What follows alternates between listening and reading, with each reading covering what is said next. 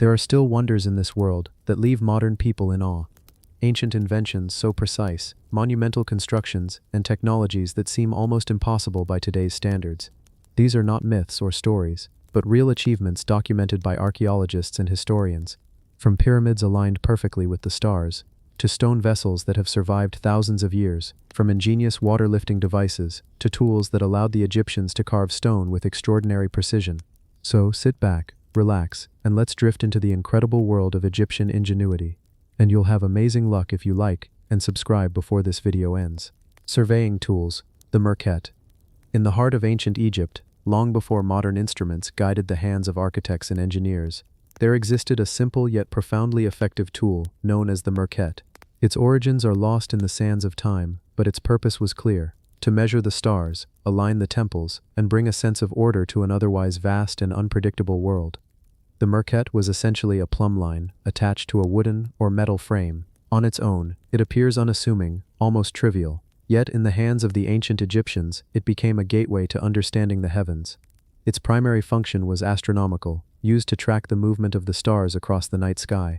By observing specific stars, the priests and surveyors of Egypt could establish true north with remarkable accuracy, a feat that even today commands respect. Each night, as the Nile's waters reflected the moonlight, the merkhet would be placed upon the ground, steady and unwavering. One merkhet was set as a fixed reference, while another, held by an observer, aligned with a chosen star. The intersection of these observations allowed the Egyptians to construct a network of celestial lines, which in turn guided the orientation of their temples, tombs, and pyramids. It is said that the very alignment of the pyramids of Giza owes its precision to these humble tools. Unlike modern compasses or GPS devices, the merkhet required patience, knowledge, and a careful eye. The user had to understand the cyclical nature of the stars, the subtle shifts in their positions throughout the year, and how these movements corresponded with the flooding of the Nile and the cycles of agriculture. In this way, surveying was not merely technical, it was deeply intertwined with spirituality, astronomy, and the rhythm of life along the river. The merkhet was often paired with another tool called the bay, a simple sighting device. Together they allowed surveyors to draw straight lines over vast distances, lines that would guide the construction of monumental structures. It is remarkable to consider that thousands of years ago, without lasers or leveling devices, Egyptians were able to create buildings and complexes, whose geometry remains astonishingly precise, even by today's standards. Historians and archaeologists have spent decades studying the merkhet and its applications. Some suggest that the Egyptians used these instruments, not just for construction, but also to track time. By observing the rising and setting of certain stars, they could mark the hours of the night, create calendars, and predict the annual flooding of the Nile, which was essential for agriculture. In this sense, the merkhet was both a surveying tool and an early astronomical clock. Imagining the scene, one can picture an ancient priest standing atop a small rise, the dark sky stretched above, stars glimmering faintly. In his hand, the merkhet remains steady, the plumb line perfectly vertical. Each alignment is deliberate, calculated, and significant. These observations would dictate the placement of walls, the orientation of tombs, and even the layout of entire cities. It was through such careful and deliberate practice that Egypt achieved its enduring architectural legacy. The simplicity of the merkhet also speaks to the ingenuity of ancient technology. It required no complex machinery, no electricity, no moving parts beyond the plumb line, yet it fulfilled a purpose that many would assume impossible for its time. By combining careful observation, mathematical understanding, and patient application, the Egyptians harnessed the stars themselves to bring precision to their monumental constructions. Beyond its practical application, the merkhet also held ceremonial significance. Its use was closely tied to the priesthood and to rituals that sought harmony between the earthly and celestial realms. Aligning a temple or a pyramid was not only a technical task, but a sacred act. By setting structures according to the stars, the Egyptians believed they were honoring the gods, ensuring that cosmic order was reflected on earth. Even today, remnants of merkhets have been discovered in tombs and archaeological sites. Their presence provides a tangible link to the minds of those who lived thousands of years ago, who looked to the heavens not just for guidance but for understanding, structure, and inspiration. Each merkhet found serves as a reminder that precision, ingenuity, and the quest for knowledge have always been fundamental to human progress. The knowledge required to use a merkhet was not widely shared. It was guarded, taught carefully from master to apprentice, and often reserved for those within the priestly or architectural classes. To be skilled in its use was to hold the key to the layout of cities, temples, and monuments, an expertise that combined observation, mathematics, and a profound connection to the natural world. Over centuries, as Egypt evolved and rulers changed, the merkut continued to play a role in shaping the built environment. Though other tools eventually supplemented or replaced it, its influence persisted in the careful alignments and precision that characterize ancient Egyptian architecture. Every carefully angled wall, every perfectly squared foundation, every line pointing true north, stands as a testament to its enduring legacy. As we reflect on the merkut today, it becomes more than just a tool. It is a symbol of human curiosity and the desire to connect earth with sky. Its simplicity conceals a depth of understanding and skill, reminding us that even the most modest instruments, when used wisely, can leave an indelible mark on history. In quiet moments, one can imagine the silent work of the ancient surveyors, their eyes tracing the paths of the stars, their hands steady on the merkut, their minds calculating alignments that would endure for millennia. This connection between human ingenuity and the cosmos is what gives the merkut its enduring fascination. From the construction of pyramids to the precise orientation of temples, the merkut exemplifies the extraordinary capabilities of ancient Egyptian technology. It reminds us that behind every monumental achievement lies careful planning, observation, and a deep understanding of the world. And as we drift into contemplation, the merkut remains a symbol of harmony between earth, sky, and human ambition. Even in modern times, when we gaze upon the pyramids or the ruins of ancient temples, the merkut whispers its story. It speaks of patience, precision, and a civilization that looked beyond the immediate, reaching for alignment with the universe itself. Through this unassuming tool, the Egyptians left a legacy that continues to inspire awe, curiosity, and a deep respect for the ingenuity of the past. Stone vessels, craftsmanship and utility.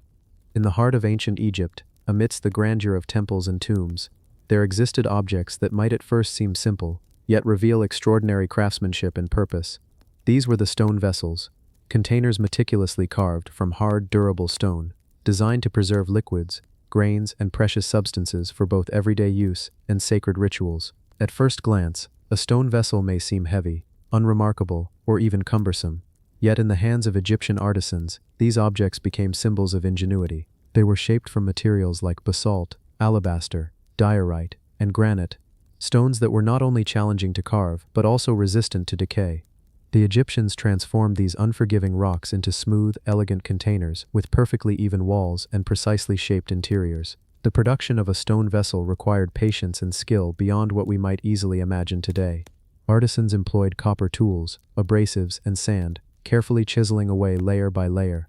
Some vessels were so finely made that their surfaces were polished to a mirror-like sheen, while others bore subtle incisions, decorative patterns, or inscriptions that hinted at the owner's identity or the vessel's intended purpose.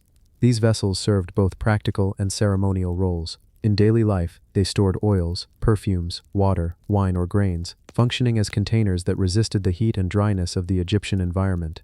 Their durability made them ideal for storing items meant to last, even in the challenging conditions of the desert.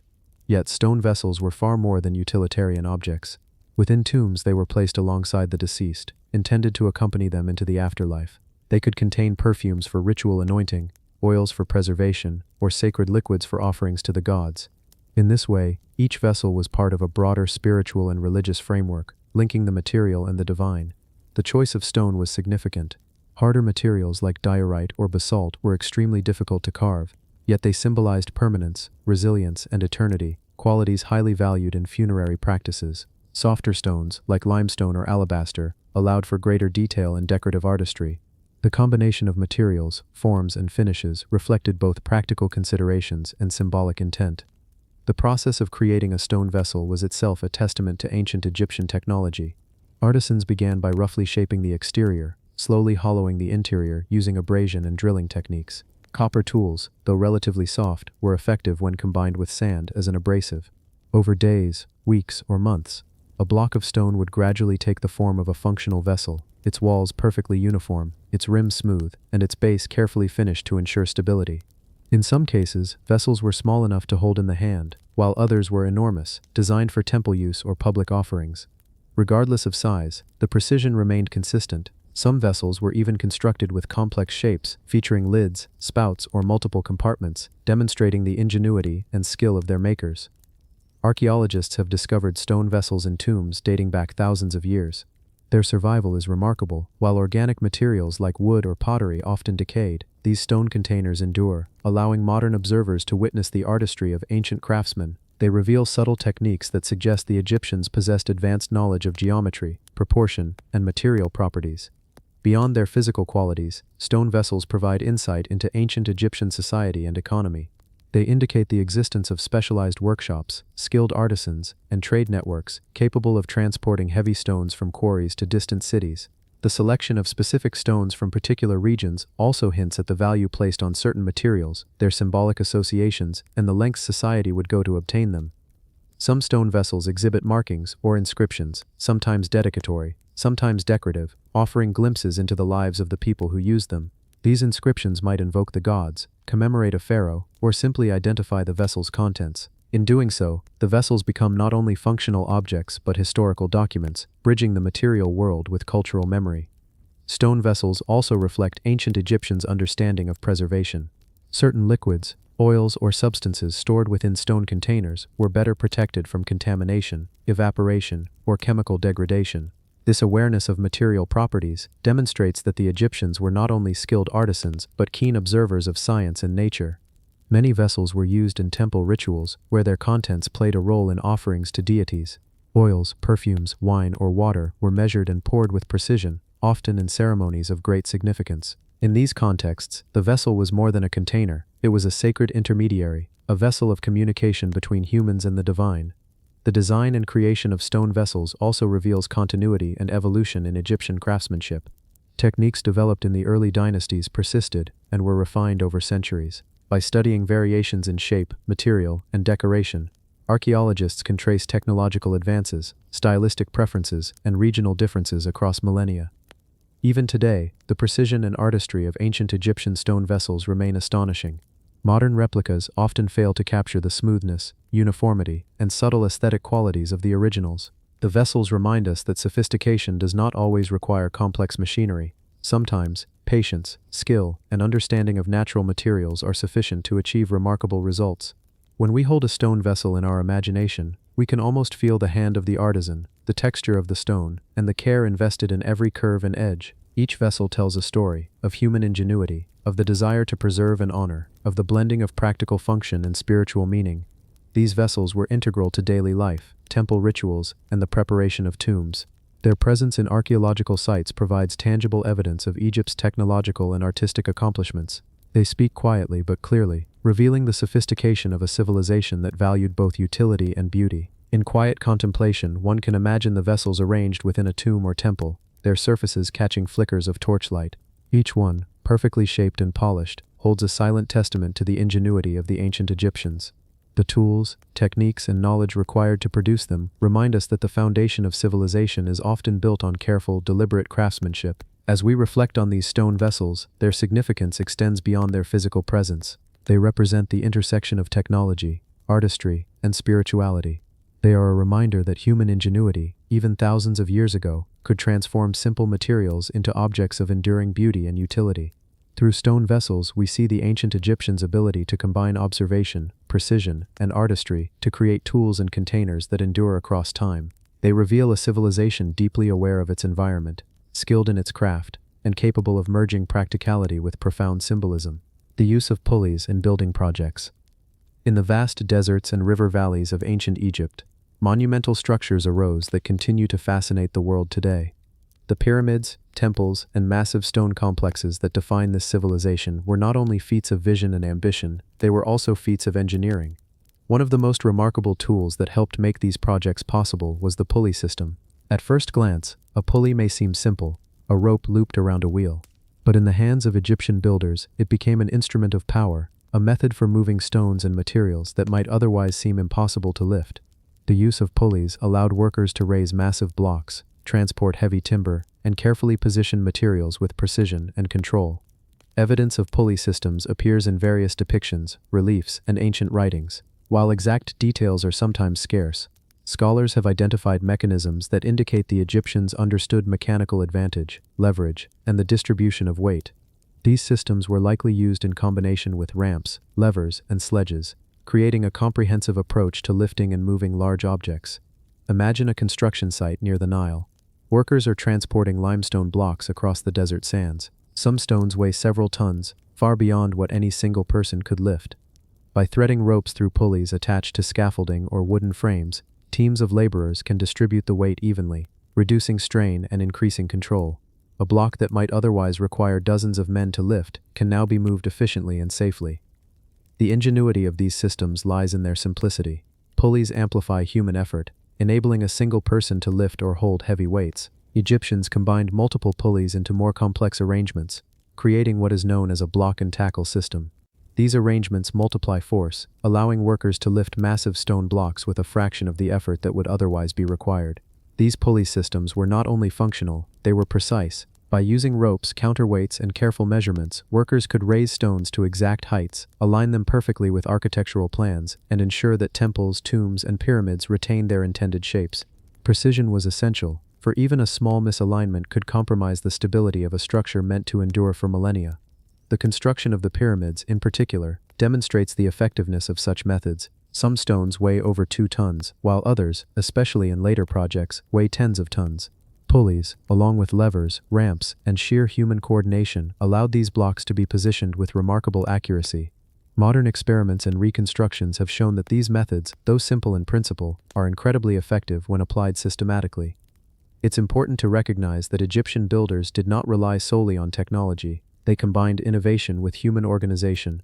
Laborers worked in teams, carefully timed their movements, and coordinated with master builders who understood the weight, balance, and alignment of every block. The pulley system, while simple, was part of an intricate network of planning, observation, and manual skill. Artistic depictions, such as temple reliefs and tomb paintings, offer glimpses into these methods. Scenes show workers hauling large stones, sometimes using ropes looped around wheels or frames. These visual records provide evidence that pulleys were integral to construction, not an occasional convenience. Over generations, builders refined these techniques, improving both efficiency and safety. The use of pulleys also extended beyond stone blocks. Timber, tools, ceremonial objects, and even water from the Nile could be transported and positioned using similar systems. Pulleys allowed the Egyptians to manipulate materials with care, maintaining control over weight distribution and reducing damage to precious resources. Some scholars suggest that Egyptian pulley systems may have influenced later Greek and Roman engineering. The fundamental principles of mechanical advantage, weight distribution, and the multiplication of force are consistent across these civilizations. While the Egyptians may not have had complex gears or advanced machinery, their understanding of physics and mechanical principles was sophisticated enough to achieve remarkable feats. The elegance of the pulley system lies in its combination of simplicity and effectiveness. A basic wheel and rope, understood and applied correctly, enabled the creation of structures that have endured for thousands of years. Temples and pyramids were raised, aligned, and finished with care, all thanks to methods that, while ancient, remain remarkably logical. When we imagine the construction sites of Egypt, we see more than stone and sand. We see human ingenuity and motion, teams coordinating movements, ropes slipping smoothly through wooden wheels, pulleys mounted on scaffolding, and stones rising slowly but steadily toward their destined positions. There is a rhythm to the work, a quiet precision, and a sense of mastery over material that speaks to the knowledge and foresight of these ancient builders. Even today, when engineers and archaeologists study the construction methods of Egypt, the pulley system remains central to understanding how such enormous monuments were built.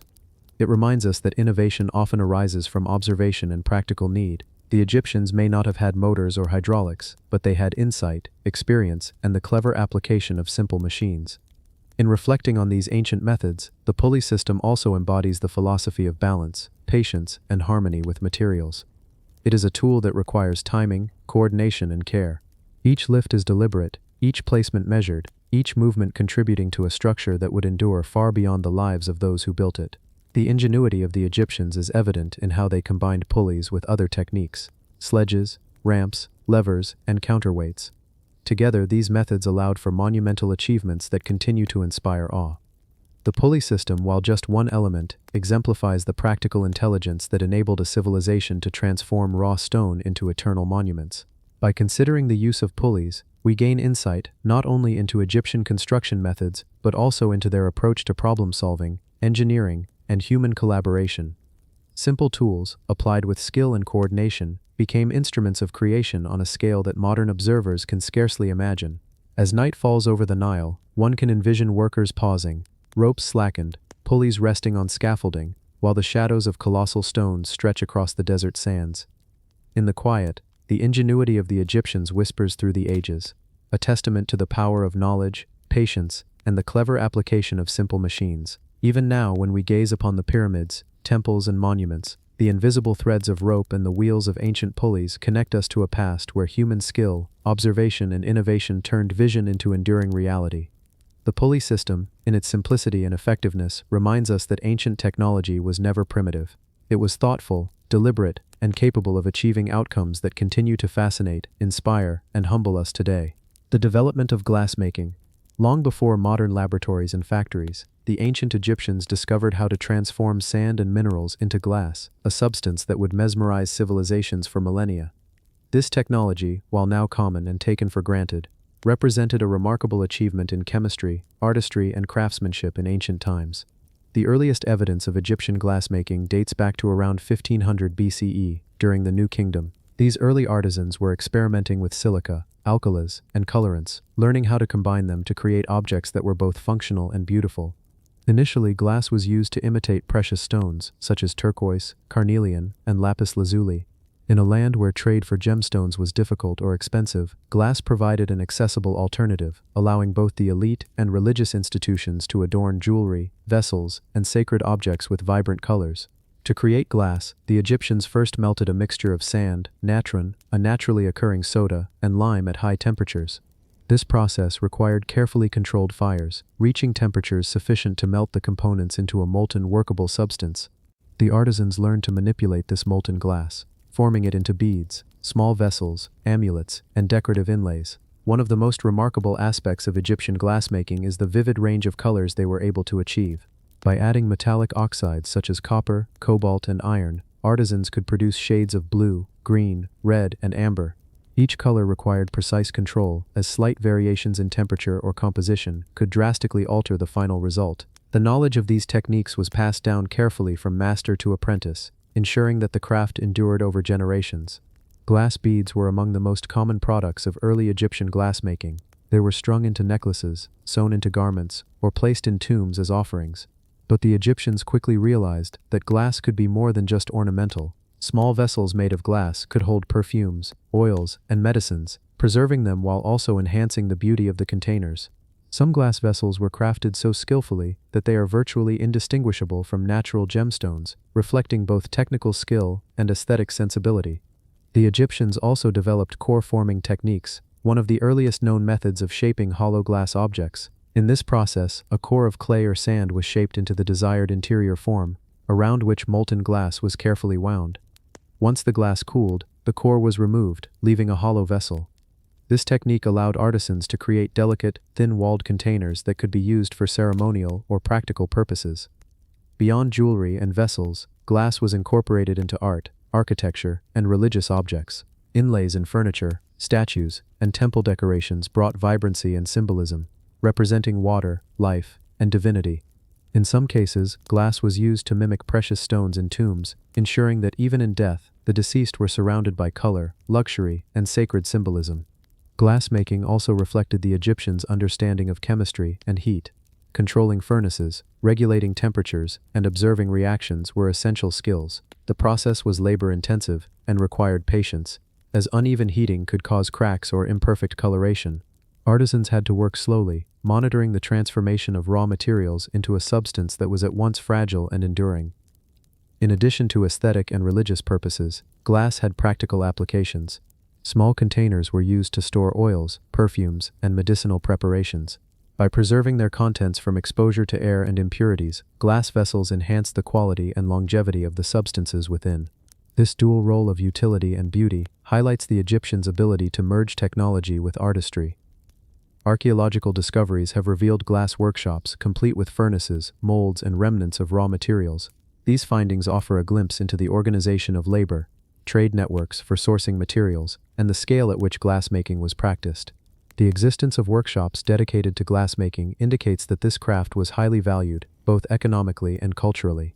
The development of glassmaking also influenced neighboring civilizations. Egyptian techniques spread to the Levant, Mesopotamia, and the Aegean, carrying knowledge of materials, colors, and processes that would inspire artisans across the ancient world. This dissemination demonstrates that Egyptian technology was not only innovative, but also foundational for subsequent advancements. The durability of glass is one of its most impressive attributes.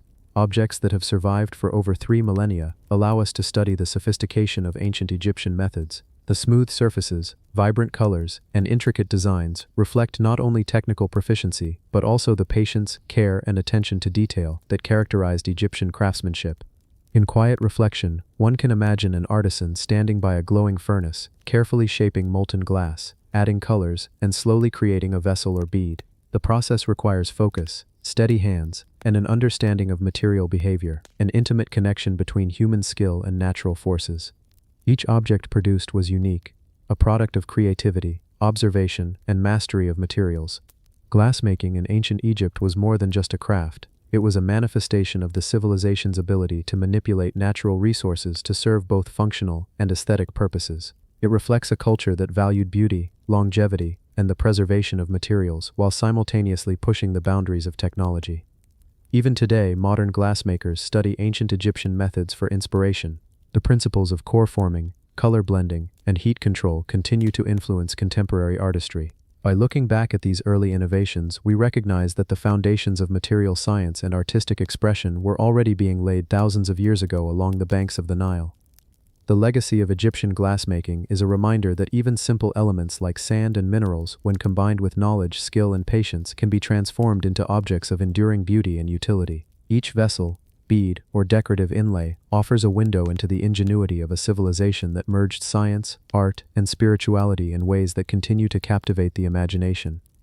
Through glass, we see the ancient Egyptians' pursuit of perfection, their understanding of materials, and their dedication to beauty and function. Their innovation reminds us that technology, artistry, and cultural expression are deeply intertwined, even in a time when tools were simple and human skill was the primary driver of creation.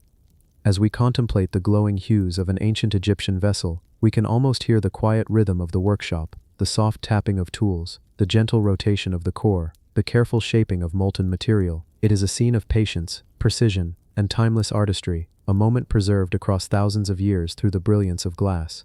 Medical instruments, early surgical tools. In the world of ancient Egypt, medicine and surgery were far more advanced than many might imagine. Long before the discoveries of modern medicine, Egyptian physicians were performing intricate procedures using tools that were carefully crafted, precise, and surprisingly sophisticated.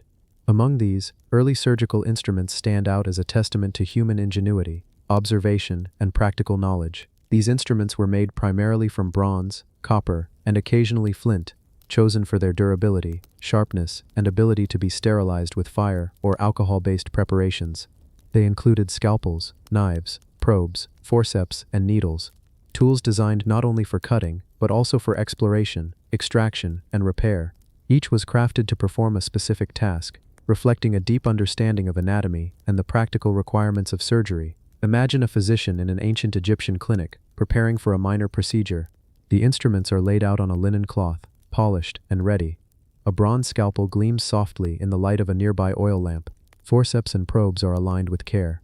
Each tool has been meticulously shaped, with attention to balance, edge sharpness, and ergonomic use. In this calm environment, surgery is not rushed, it is deliberate, measured, and conducted with profound respect for the human body. Ancient Egyptian medical texts such as the Edwin Smith Papyrus and the Ebers Papyrus provide insight into the use of these instruments. The Edwin Smith Papyrus, in particular, is essentially a surgical manual, describing procedures for treating wounds, fractures, and injuries. It details methods for cleaning wounds, setting broken bones, and even performing trepanation, the practice of drilling or scraping a hole into the skull, often to relieve pressure or treat trauma. The text highlights the careful application of surgical tools and the logical progression of treatment. The design of early surgical tools demonstrates an understanding of function and precision. Scalpels were sharp enough to make clean incisions, yet balanced enough to allow steady control. Probes enabled physicians to explore wounds without causing additional harm. Forceps allowed for the careful extraction of foreign objects. Each instrument reflects a careful study of both the human body and the mechanical principles needed to operate safely and effectively. These tools were used not only in emergencies or trauma care, but also in routine medical practice.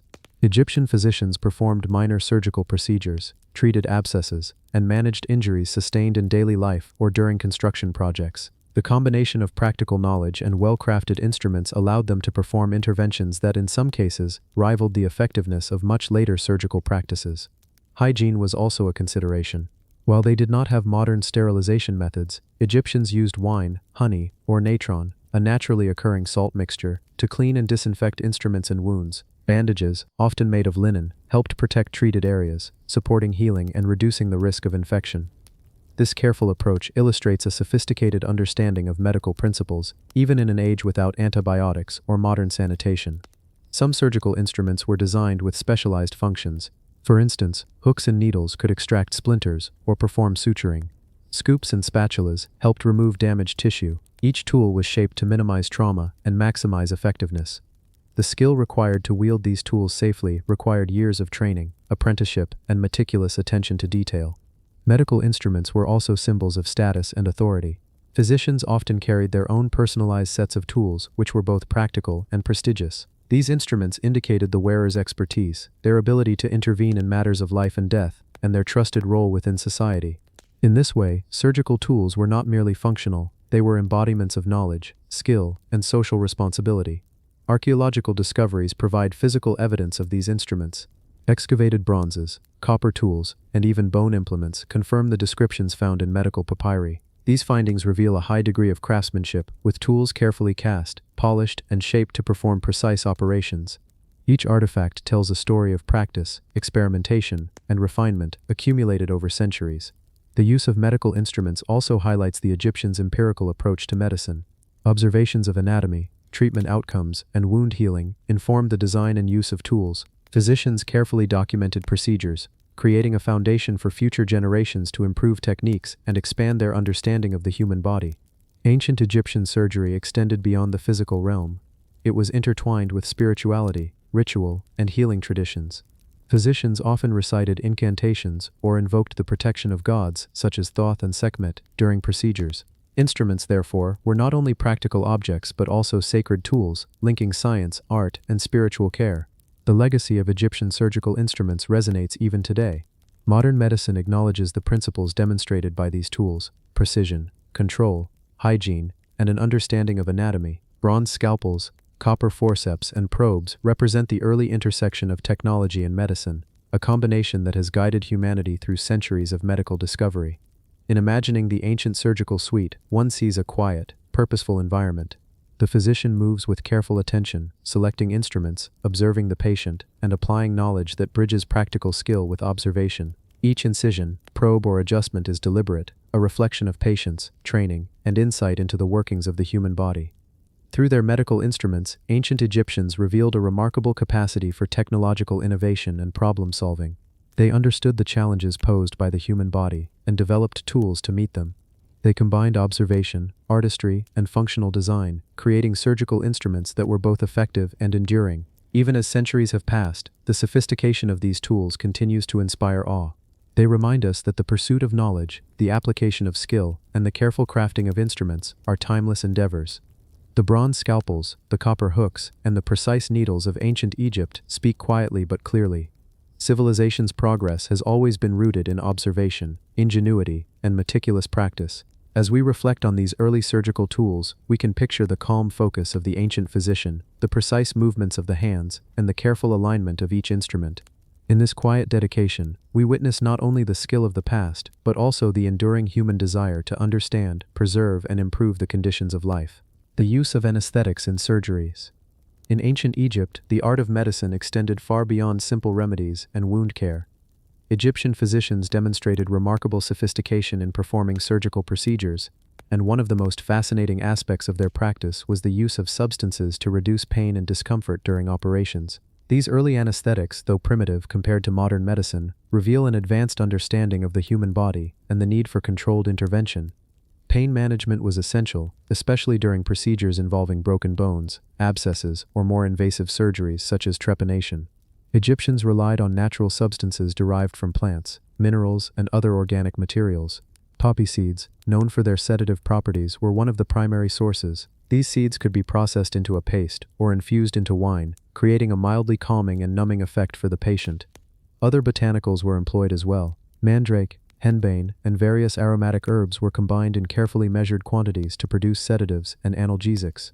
The preparation of these mixtures required precise knowledge of dosage, as too little would be ineffective. while too much could endanger the patient's life. Ancient texts, such as the Ebers Papyrus, contain instructions for these compounds, indicating that physicians documented their methods and were aware of the balance between efficacy and safety. When a patient was prepared for surgery, the anesthetic mixture was often administered orally or applied topically to numb the area. The effect was gentle but sufficient to reduce discomfort and allow the physician to perform necessary procedures with greater control and accuracy. These methods demonstrate that Egyptian medicine was not only concerned with physical repair, but also with the experience and well-being of the patient. In addition to plant-based sedatives, Egyptians sometimes used cold therapy or pressure techniques to dull pain. Applying cold compresses or binding a limb could temporarily reduce sensation, complementing the effects of herbal anesthetics. Such combinations reveal a holistic understanding of pain management, blending chemical, physical, and procedural methods. The use of anesthetics also required careful observation. Physicians monitored the patient's breathing, pulse, and responsiveness to ensure the mixture was effective yet safe. This attention to detail highlights their empirical approach. Trial, observation, and careful documentation guided the development of techniques over generations. Anesthetic use was not limited to major surgeries. Even minor procedures, such as the removal of small tumors, extraction of foreign objects, or cleaning of wounds, benefited from these calming agents. In each case, the goal was to allow precise intervention while minimizing pain and distress, reflecting a thoughtful and compassionate approach to care. The combination of herbal knowledge, skillful application, and surgical expertise meant that ancient Egyptian surgeons could achieve results that were remarkably effective for their time. By reducing pain, they could perform more accurate incisions, manipulate tissue carefully, and apply sutures with greater precision. This not only improved outcomes but also increased the survival rates of patients undergoing complex procedures. Medical papyri provide glimpses into the preparation and use of anesthetics. Recipes describe the collection of plants, their processing into pastes, poultices, or infusions, and the specific methods for administering them. The inclusion of anesthetics in these texts indicates that Egyptians considered pain management a standard component of surgical practice, rather than an optional luxury. The use of anesthetics also had a ceremonial or spiritual dimension. In some cases, sedative mixtures were combined with prayers or incantations to invoke protection from the gods. The blending of practical medicine and ritual highlights the dual nature of healing in ancient Egypt, where physical care and spiritual safeguarding were deeply intertwined. Understanding Egyptian anesthetics today provides insight into the origins of pharmacology and surgical practice. The selection of natural compounds, the methodical preparation, and the cautious administration all demonstrate that ancient physicians were observers, experimenters, and innovators. Their work laid the foundations for subsequent developments in pain management and surgery across civilizations. Even in modern reconstructions, researchers attempting to replicate Egyptian anesthetic mixtures have found that the combinations of opiates, herbs, and other compounds could induce mild sedation or numbing effects. While these mixtures were not as potent or predictable as contemporary anesthetics, they were sufficient to make surgery feasible and more humane, particularly in the hands of skilled practitioners. As we imagine the surgical setting in ancient Egypt, we see a patient reclining on a low table, calm from the effects of the herbal sedative. The physician selects instruments with care, moving deliberately, while assistants prepare compresses, bandages, and additional remedies. There is a rhythm to the procedure, a quiet attentiveness, and a profound respect for the body being treated. The use of anesthetics allowed for precision, patience, and reduced suffering. It demonstrates that ancient Egyptian medicine was far from rudimentary. It was informed by observation, practical experimentation, and an understanding of both human physiology and the properties of natural compounds. These early techniques reflect the ingenuity of a civilization capable of combining botanical knowledge with surgical skill. Pain management was not accidental, it was an integral part of patient care, a testament to the Egyptians' ability to integrate science, craft, and compassion. Even today, the use of sedatives and pain-relieving agents in surgery echoes these ancient practices. While modern medicine relies on advanced chemistry and controlled pharmaceuticals, the principle remains the same: to facilitate healing while minimizing suffering. The legacy of Egyptian anesthetics reminds us that innovation often begins with careful observation of nature and a desire to ease human experience. In reflecting on these early anesthetic practices, we gain appreciation for the sophistication of ancient Egyptian medicine. Their work reveals a culture attuned to the nuances of the human body, capable of transforming natural resources into tools that alleviate pain, and committed to the well-being of their patients in a manner both practical and humane. As night settles over the Nile, and the faint glow of oil lamps illuminates the physician's instruments, we can envision the calm focus, the careful hands, and the gentle administration of these ancient remedies. The use of anesthetics in surgery is a quiet testament to the Egyptians' knowledge, empathy, and enduring ingenuity. Dental practices in ancient Egypt. The human smile, the simple act of eating, and the ability to speak clearly are all taken for granted today. But in ancient Egypt, caring for teeth was both a challenge and a necessity. Despite the lack of modern dentistry, Egyptian physicians developed surprisingly effective methods for maintaining oral health and treating dental issues. Their tools, techniques, and observations offer a glimpse into a civilization that combined practical care with an understanding of anatomy. Archaeological findings reveal that tooth decay, gum disease, and abscesses were common in ancient Egypt. A diet heavy in coarse bread and grains, often containing abrasive sand particles, wore down teeth over time. To counter these effects, Egyptians relied on both preventive care and surgical interventions. They recognized that dental health affected overall well-being, and they developed methods to treat pain, repair damage, and maintain hygiene. Ancient dental tools were remarkably specialized. Bronze and copper implements were used for cleaning teeth, extracting decayed material, and even performing basic surgeries. Dental probes, forceps, and spatula-like tools allowed physicians to explore cavities, remove decayed tissue, and relieve abscesses. Some instruments were simple in appearance but highly functional, demonstrating careful attention to the physical challenges of oral care. Imagine a physician working in a quiet chamber, a patient reclining on a low platform. The physician carefully selects a probe, gently examining the teeth for signs of decay or infection.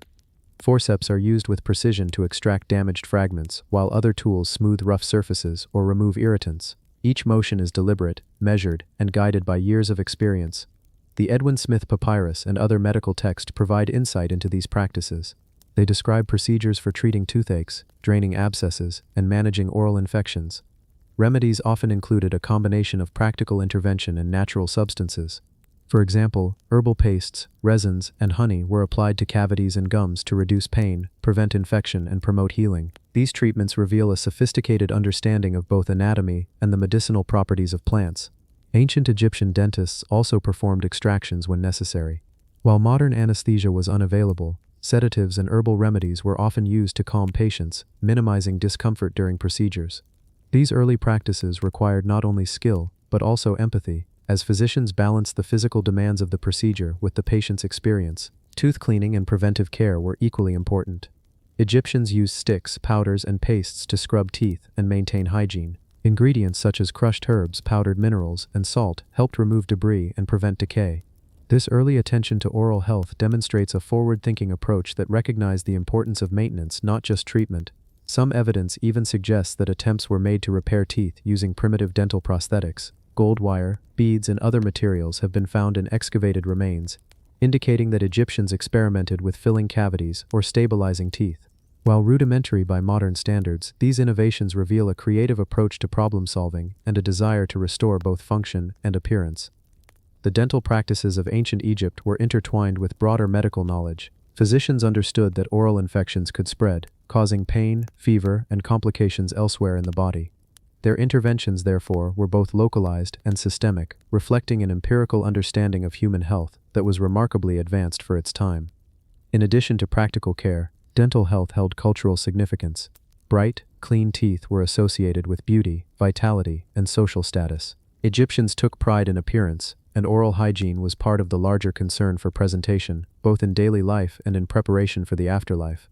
Funerary texts and remains suggest that care for teeth continued into death, with attempts to preserve dental structures and even adorn them. Archaeological discoveries of dental tools, alongside mummified remains, provide physical evidence of these practices. Metal probes, rudimentary forceps, and other implements show careful shaping and functionality, demonstrating the thought and effort invested in oral care. Observing wear patterns on teeth, researchers can identify interventions and treatments that mirror descriptions in medical texts. The combination of practical tools, natural remedies, and careful observation underscores the Egyptians' holistic approach. They did not merely react to dental problems, they sought to understand causes, prevent recurrence, and provide relief in a measured, skilled manner. Their techniques balanced technology, anatomy, and patient care, resulting in a system that was both functional and surprisingly sophisticated. As night falls over an ancient Egyptian settlement, one can imagine a small, quiet clinic where a physician tends to a patient's teeth. The tools gleam softly in the torchlight. Hands move with steady precision, and each intervention is deliberate and careful. The calm rhythm of examination, cleaning, and treatment reflects both patience and profound knowledge. Dental practices in ancient Egypt remind us that technology and skill need not be complex to be effective. Simple instruments, used thoughtfully and applied with care, could achieve remarkable results. The combination of observation, experimentation, and attention to detail allowed Egyptian dentists to manage conditions that challenged civilizations for centuries. Even today, studying these practices provides insight into the foundations of dentistry. Ancient Egyptian techniques, tools, and philosophies reveal a culture that valued health, function, and the experience of the patient. They exemplify the timeless intersection of skill, observation, and empathy in medical care. The legacy of Egyptian dental care lives on, not only in the artifacts and mummified remains but also in the principles of precision, observation, and patient-centered practice. Each instrument, each treatment, and each careful motion offers a quiet lesson in ingenuity and compassion, echoing across thousands of years to inspire modern medicine. The role of medicine in daily life. In ancient Egypt, medicine was not reserved solely for the elite or for moments of crisis. It permeated everyday life, woven into the routines, rituals, and environments of the people. From the moment a child was born to the care of the elderly, Egyptians relied on medical knowledge, natural remedies, and preventive practices to maintain health, treat ailments, and ensure longevity. Daily life in ancient Egypt involved constant awareness of the body, diet, hygiene, and environmental factors. Physicians, herbalists, and healers were essential members of communities, offering guidance and treatment for a wide variety of conditions. Remedies were drawn from plants, minerals, and animal products, chosen for their observed effects and carefully administered in measured doses. The role of medicine extended beyond treatment to prevention. Egyptians understood that cleanliness, balanced diet, and protection against infections could influence health. Regular bathing in the Nile, the use of natural antiseptics such as honey and natron, and the application of ointments to the skin and scalp were common practices. These daily rituals reflected a culture deeply attuned to maintaining the harmony of the body. Herbal medicine was at the heart of daily healthcare. Remedies were prepared from plants like garlic, cumin, frankincense, and myrrh. Some were used to treat digestive issues, others for respiratory conditions, and still others to heal wounds or reduce inflammation. Each preparation required careful measurement, blending, and administration, revealing a sophisticated understanding of the properties and potential interactions of natural substances. Households often held basic medical knowledge. Mothers knew which herbs could soothe teething infants, alleviate colic, or treat minor cuts and bruises. Midwives employed techniques to ensure safe childbirth, using both practical methods and ritual invocations. This knowledge was passed orally and supplemented by medical texts, ensuring that medicine was integrated into the rhythms of family life. For more serious ailments, physicians provided specialized care. They employed diagnostic skills to observe symptoms, palpate the body, and prescribe remedies. Surgical interventions, dental treatments, and management of injuries were performed with care and attention to the individual. An emphasis on observation and empirical knowledge allowed for a form of medicine that was practical, adaptable, and remarkably effective for its time. Religion and medicine were closely intertwined in daily life. Healing was often accompanied by prayers, incantations, and offerings to protective deities. Gods such as Thoth, Sekhmet, and Isis were invoked for health, recovery, and protection against disease. Temples sometimes functioned as centers of healing, where spiritual and physical care converged. This integration highlights a holistic approach to health, blending practical remedies with spiritual guidance. Children, workers, and the elderly all experienced the influence of medicine in daily routines. Nutritional advice, protective ointments, and herbal tonics were common. Workers on construction sites or in agricultural fields used poultices and compresses to treat strains, cuts, and injuries sustained during labor. Even small interventions could prevent complications, reflecting an understanding of the cumulative importance of everyday care. Medical papyri, such as the Ebers and Edwin Smith papyrus, provide insight into both common and complex practices. Recipes, procedures, and instructions demonstrate an awareness of anatomy, pathology, and the effects of different substances. They illustrate a culture that valued careful observation, documentation, and the transmission of knowledge to ensure that medicine was accessible and applicable in daily life. Hygiene was a key component of maintaining health. Egyptians recognized the dangers of contamination and infection, implementing routines for washing hands, teeth, and bodies. Linen wrappings, ointments, and cleansers were applied regularly. Water from the Nile and scented oils played roles in both hygiene and ritual, emphasizing the connection between cleanliness, wellness, and spiritual balance. Daily medicine also included monitoring diet and lifestyle. Certain foods were recommended or avoided depending on a person's condition, age, or occupation. Fasting, moderate exercise, and exposure to sunlight were considered beneficial for physical and mental health. The combination of preventive care, practical remedies, and lifestyle management reveals a culture that viewed health as a continual responsibility. Pregnancy and childbirth received special attention. Midwives and physicians worked together to ensure the safety of mother and child. Remedies to alleviate pain, promote labor, and prevent complications were applied, often alongside prayers and protective amulets. This careful care reflects the value placed on life, continuity, and the integration of medicine into critical life events. The Egyptians also understood the psychological aspects of illness. Rest, relaxation, and reassurance were often prescribed alongside physical remedies. A calm environment, soothing incantations, and gentle care helped patients recover more effectively. This early recognition of the mind-body connection illustrates an advanced approach to holistic health. Medicine in daily life was not uniform but adapted to social status, geography, and available resources. Urban centers had access to trained physicians and more complex remedies, while rural areas relied on traditional herbal knowledge and practical experience. Yet the principles remained consistent: observation, prevention, treatment, and attention to both body and spirit. In quiet moments, one can imagine a family preparing a poultice from herbs grown along the Nile, applying it to a child's scraped knee. A physician examines a laboring mother, carefully mixing a calming brew. A laborer tends to a sore wrist with compresses and herbal ointments. In each scenario, medicine is not a distant abstract science, it is intimately woven into the fabric of everyday life. The role of medicine in ancient Egypt demonstrates a civilization's commitment to human well-being. It reflects careful observation, creativity in problem-solving, and an integration of empirical knowledge with spiritual guidance. Everyday health was treated as a shared responsibility, with knowledge transmitted across generations, ensuring that care was accessible, effective, and continuous. Through these practices, we glimpse a society that valued life, understood the importance of prevention, and sought harmony between physical, mental, and spiritual health. Medicine was present in every household, every field, and every temple, quietly guiding the lives of Egyptians as they navigated the challenges of their world. As we reflect on these routines, we can imagine the gentle rhythms of daily care: herbs being prepared, ointments applied, observations made, prayers whispered. It is a scene of attentiveness, patience, and continuity, a reminder that health is not only the absence of illness, but the careful cultivation of well-being through daily practice. The use of cosmetics and perfumes. In ancient Egypt, appearance and scent were not merely matters of beauty, they were integral to daily life, health, and spiritual practice. Cosmetics and perfumes held a special place in the culture, reflecting both aesthetic values and functional purposes. From the moment a child was born to the time of death, Egyptians used a variety of substances to care for their skin, protect themselves from the elements, and connect with the divine. Cosmetics were far more than decorative. Eye makeup, particularly the dark kohl lining around the eyes, served multiple purposes. It enhanced appearance, but it also protected the eyes from the harsh glare of the sun and acted as a barrier against infections.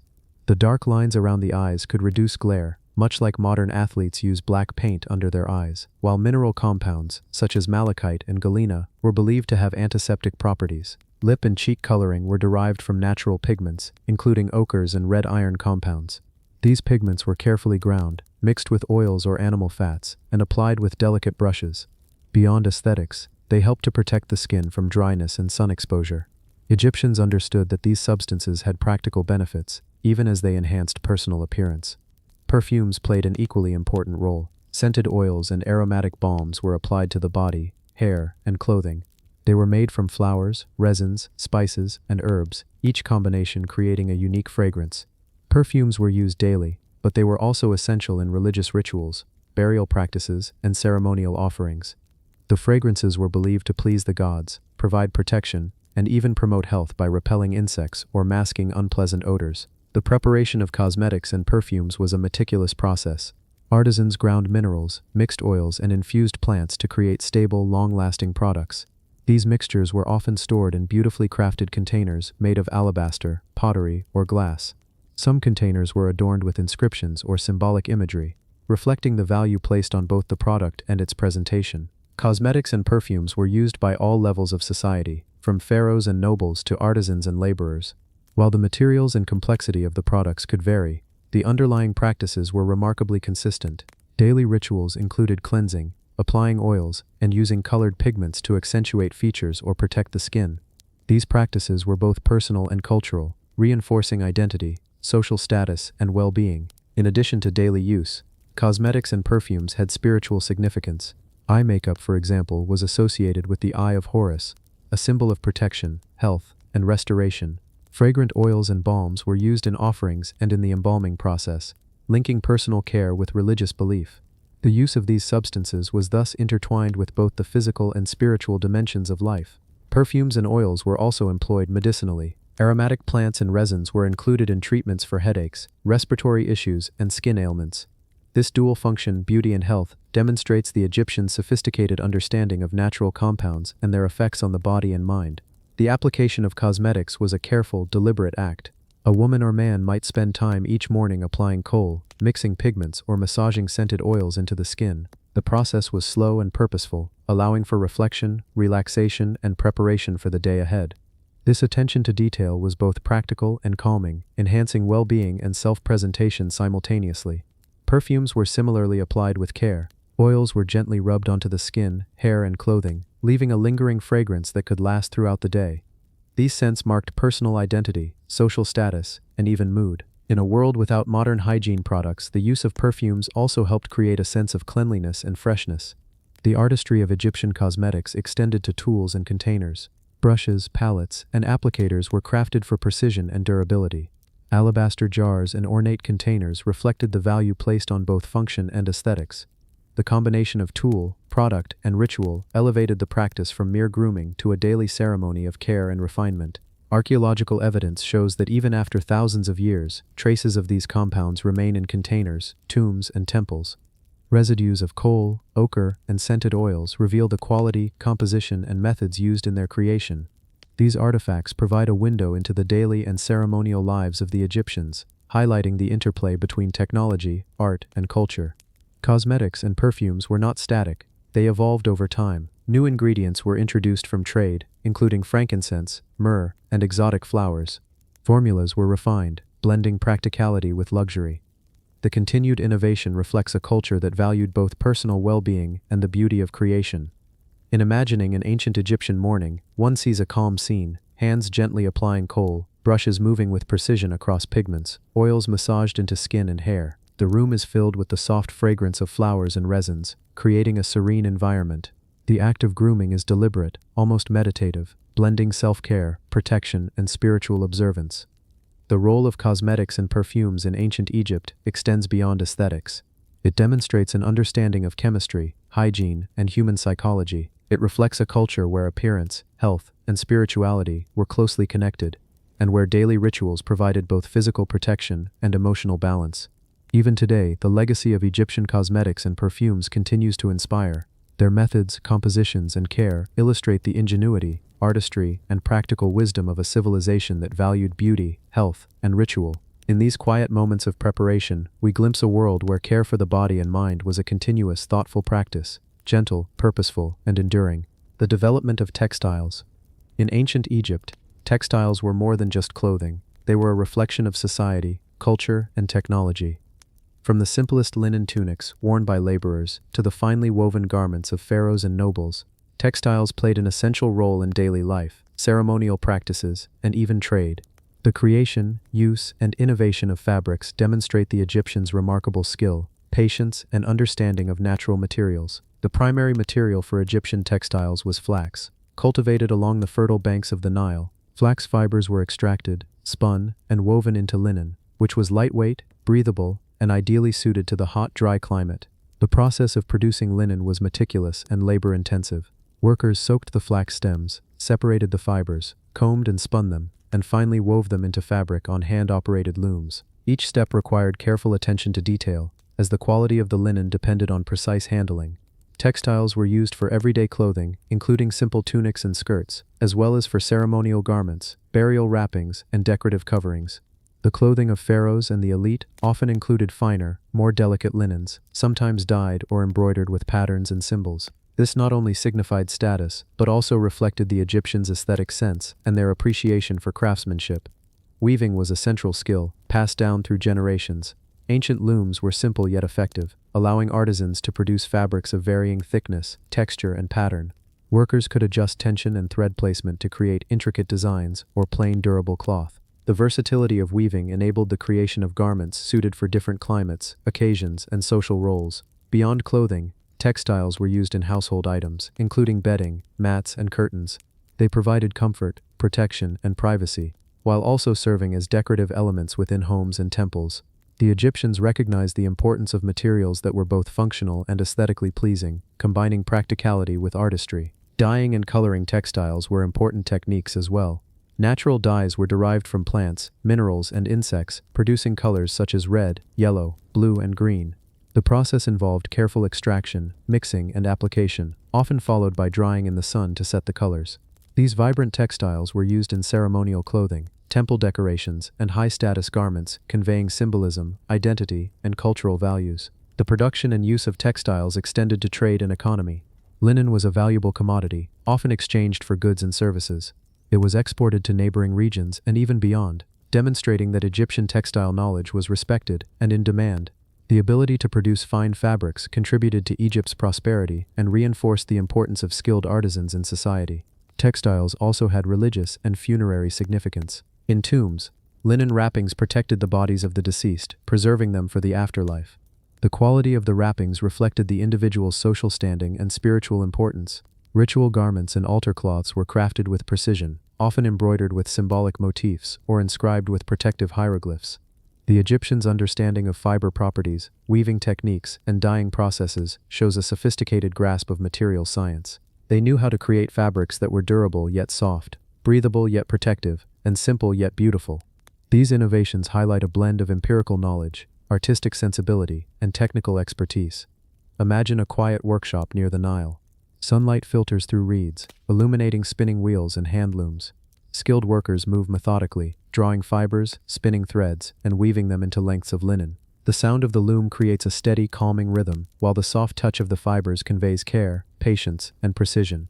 Each movement contributes to the creation of textiles that will clothe, comfort, and honor the people of Egypt. Textile production also involved collaboration and specialization. Some workers focused on spinning fibers, others on weaving or dyeing, and still others on embroidery and finishing. This division of labor ensured high quality and efficiency, reflecting an organized approach to craft and industry.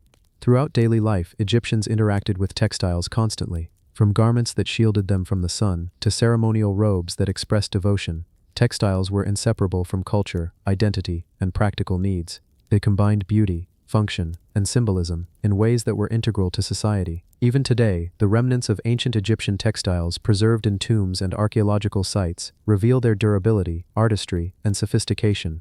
Patterns, weaves, and colors offer insight into the technical skill, cultural values, and daily practices of this ancient civilization. The development of textiles in ancient Egypt exemplifies the harmony of craftsmanship, technology, and artistry. It shows how a society can transform natural resources into essential and symbolic creations, blending function, beauty, and meaning. Through textiles, we glimpse a culture that valued precision, aesthetics, and the careful cultivation of everyday life. As night falls along the Nile, the quiet rhythm of the loom, the gentle touch of fibers, and the patience of artisans remind us of the enduring importance of craft. Textiles were more than cloth. They were expressions of human ingenuity, care, and continuity, softly enveloping the lives of Egyptians in both comfort and culture. The use of columns in Egyptian architecture. Columns are one of the most iconic elements of ancient Egyptian architecture. From the towering pillars in temples to the intricately carved structures in tombs, columns served not only structural purposes, but also symbolic and aesthetic roles. They reflected the Egyptians' understanding of engineering, art, and the spiritual significance of architecture. The earliest Egyptian columns were inspired by nature. Many were modeled after reeds, papyrus stalks, and lotus plants, translating the forms of the Nile's abundant vegetation into stone. This natural inspiration was not purely decorative. It symbolized growth, life, and the connection between earth and the divine. A visitor walking through a columned hall would feel enveloped by a forest of stone, each pillar echoing the life-giving environment of the Nile. Columns served primarily as structural supports, holding up massive stone roofs in temples and monumental buildings. Early Egyptian architects understood the principles of weight distribution, balance, and alignment, using columns to ensure stability over vast spaces. Their precise placement allowed for large open halls, creating expansive interiors that impressed visitors and provided practical shelter. The design of columns evolved over time. The simplest columns were cylindrical and unadorned, but later iterations became highly decorative. Capitals, the tops of columns, were sculpted in the shapes of lotus buds, papyrus flowers, palm leaves, or open blossoms. These designs were not only beautiful but also symbolic, representing creation, fertility, and the eternal renewal of life. Columned halls were often grand and ceremonial. Temples dedicated to gods like Amun, Ra, and Isis featured rows of columns forming impressive hypostyle halls. The sheer scale of these halls conveyed power, reverence, and the importance of the divine. Light filtering through narrow gaps between the pillars created patterns on the floors and walls, enhancing the spiritual atmosphere. Egyptian columns were constructed from sandstone, limestone, and occasionally granite. These materials were carefully quarried, shaped, and transported, sometimes over great distances. The craftsmanship required to carve intricate designs into hard stone reflects both technical skill and patient dedication. Each column was aligned with architectural precision, ensuring both aesthetic harmony and structural integrity. The fluting of columns, a series of vertical grooves running along the shaft, enhanced their visual elegance. Fluting emphasized height, guiding the eye upward and reinforcing the grandeur of the architecture.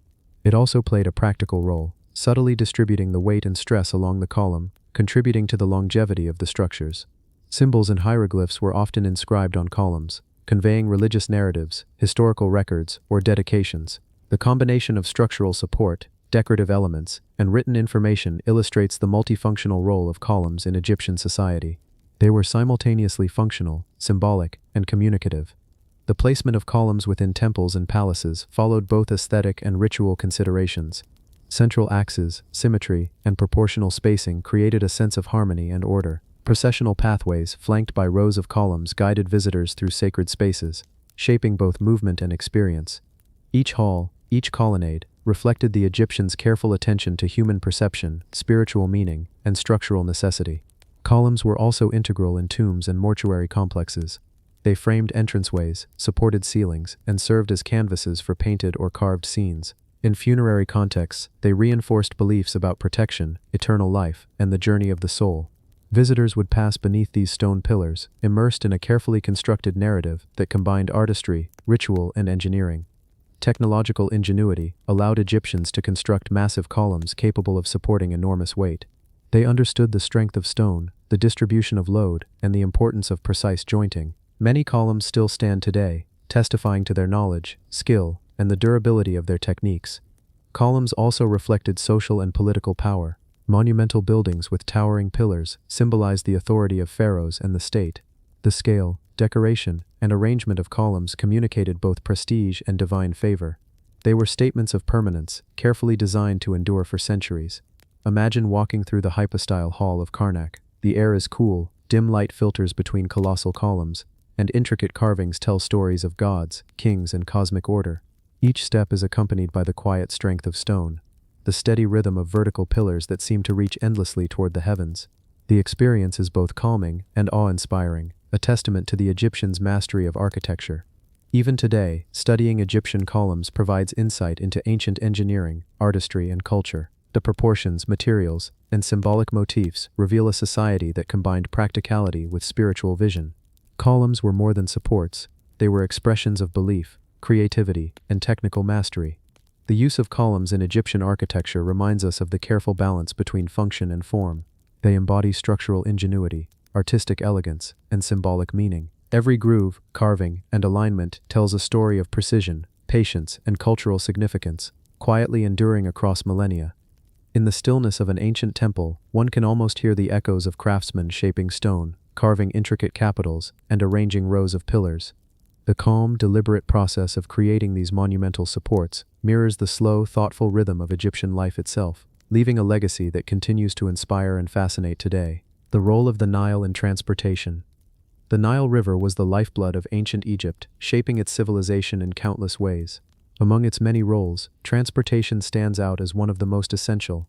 The river's calm, predictable flow allowed people, goods, and ideas to move efficiently across vast distances, connecting towns, temples, quarries, and trade centers. Without the Nile, Egypt's economy, culture, and infrastructure would have been entirely different. Boats of various sizes and designs navigated the Nile, carrying everything from agricultural produce and building materials to luxuries and ceremonial items. Wooden vessels, often propelled by oars or sails, provided a reliable means of transport for both everyday needs and large-scale projects. These boats were carefully constructed, using native woods and techniques that optimized stability and capacity, ensuring safe passage along the river's length. The Nile allowed for the movement of massive stone blocks used in monumental construction. Quarries along the riverbanks supplied limestone, sandstone, and granite, which were transported downstream on barges. This natural highway enabled the building of temples, pyramids, and obelisks, supporting feats of engineering that would have been nearly impossible on land alone. Boats were sometimes lashed together or reinforced to bear extraordinary loads, demonstrating both ingenuity and practical understanding of physics. Transportation on the Nile was not limited to goods. People relied on the river for commuting, ceremonial processions, and communication. Nobles, priests, and officials traveled in ornate boats, often adorned with carvings and colorful decorations, reflecting status and prestige. The river provided a calm, efficient route through the otherwise harsh desert landscape, linking settlements and fostering social cohesion. The predictable flooding of the Nile also played a role in transportation. Seasonal changes in water levels allowed boats to reach areas that were otherwise inaccessible. Shallow drafts and adjustable sails made it possible to navigate both deep and shallow waters, ensuring year-round connectivity. This flexibility highlights the Egyptians' practical knowledge of their environment and their ability to adapt technology to natural rhythms. Boats were constructed using a combination of planks, reeds, and ropes. Mortise and tenon joints, pegging techniques, and lashings ensured durability while maintaining the flexibility needed to handle waves and currents. Sail designs evolved to capture wind efficiently, complementing human-powered rowing and allowing for longer journeys with minimal effort. Navigation required knowledge of the river's currents, seasonal patterns, and landmarks. Pilots and crew were skilled in reading the Nile, adjusting routes to avoid sandbanks or shallow areas, and coordinating movements during festivals or large-scale construction projects. This expertise was passed down through generations, forming a body of practical knowledge that was both empirical and intuitive. The Nile also facilitated long-distance trade. Goods from Nubia, the Levant, and beyond reached Egyptian markets via the river. Gold, ivory, incense, and exotic materials were transported efficiently, enriching both the economy and cultural exchanges. Boats became floating conduits of commerce, enabling Egypt to thrive and maintain connections with neighboring regions. Religious and ceremonial life was intertwined with transportation. Processions along the Nile celebrated deities and royal achievements. Sacred boats carried statues of gods, priests, and offerings, linking daily life with spiritual practices. The river itself was considered divine, and its central role in transportation reflected the harmony between natural and human activities. Even in quiet, everyday moments, the Nile shaped movement and routines. Fishermen, traders, and farmers relied on small boats for their livelihoods. Families used the river for travel, recreation, and social gatherings. Its waters were a source of calm, continuity, and connection, quietly supporting the rhythm of life in ancient Egypt. The construction of canals and harbor areas further enhanced the Nile's role in transportation. Engineers created systems to control water flow, facilitate docking, and improve accessibility to urban centers and agricultural lands. These innovations reveal a sophisticated understanding of hydraulics and logistics, allowing the Egyptians to maximize the river's potential. Imagine a scene at dawn along the Nile. Mist rises from the water, and slender boats glide silently downstream. Farmers load baskets of grain, artisans transport stone, and priests guide ceremonial vessels. The river hums with activity, yet its movement is smooth and calming, reflecting the balance between human ingenuity and the natural environment. The role of the Nile in transportation underscores the Egyptians' ability to adapt technology and design to their environment. Boats, navigation skills, and river-based infrastructure allowed them to overcome natural barriers and achieve monumental feats. Transportation was not merely functional, it was a reflection of culture, knowledge, and the harmonious relationship between people and nature. Through centuries, the Nile continued to shape trade, travel, and communication. Its waters connected cities, temples, and quarries, enabling the exchange of goods, ideas, and innovations. In this quiet yet powerful way, the river became a backbone of Egyptian civilization, supporting the construction of monumental architecture, the movement of people, and the growth of society. The construction of the Lighthouse of Alexandria. The Lighthouse of Alexandria, also known as the Pharos, stands as one of the most remarkable engineering feats of the ancient world. Built on the small island of Pharos, near the harbor of Alexandria, it was designed to guide sailors safely through the treacherous waters of the Mediterranean and to symbolize the city's wealth and ingenuity. Its construction demonstrates the Egyptians' mastery of architecture, engineering, and practical problem-solving. The origins of the lighthouse date to the reign of Ptolemy II Philadelphus in the 3rd century BCE. The project required careful planning, organization, and resources. engineers faced significant challenges, including the rocky foundation of the island, the height of the structure, and the need for stability against wind and waves. Despite these obstacles, the lighthouse rose to become one of the tallest structures in the world at the time, estimated to reach between 100 and 140 meters. The lighthouse was constructed in 3 tiers: a square base, a cylindrical middle section, and a smaller circular tower at the top. Each tier was carefully designed to distribute weight evenly and maintain structural integrity. The square base provided stability, anchoring the massive stones against the forces of nature. The cylindrical midsection added strength and balance, while the circular tower crowned the structure, housing the fire that would serve as the beacon. Materials for construction included large blocks of limestone and granite, quarried and transported with remarkable precision. Laborers and engineers employed advanced techniques for the time, using ramps, pulleys, and scaffolding to position stones at extreme heights. The careful alignment of each block ensured stability, allowing the lighthouse to withstand storms and the shifting foundation of the island. The design of the lighthouse also reflected functionality. A spiral ramp inside the structure allowed workers to access the upper levels, maintain the beacon, and transport fuel. The fire at the summit, possibly enhanced with mirrors or polished bronze to magnify the light, served as a navigational guide visible from miles away. This practical aspect highlights the Egyptians' understanding of optics, engineering, and human needs. The Lighthouse of Alexandria was not only functional but also a symbol of innovation and cultural pride. Its prominence in the harbor signified the city's importance as a center of trade, learning, and political power.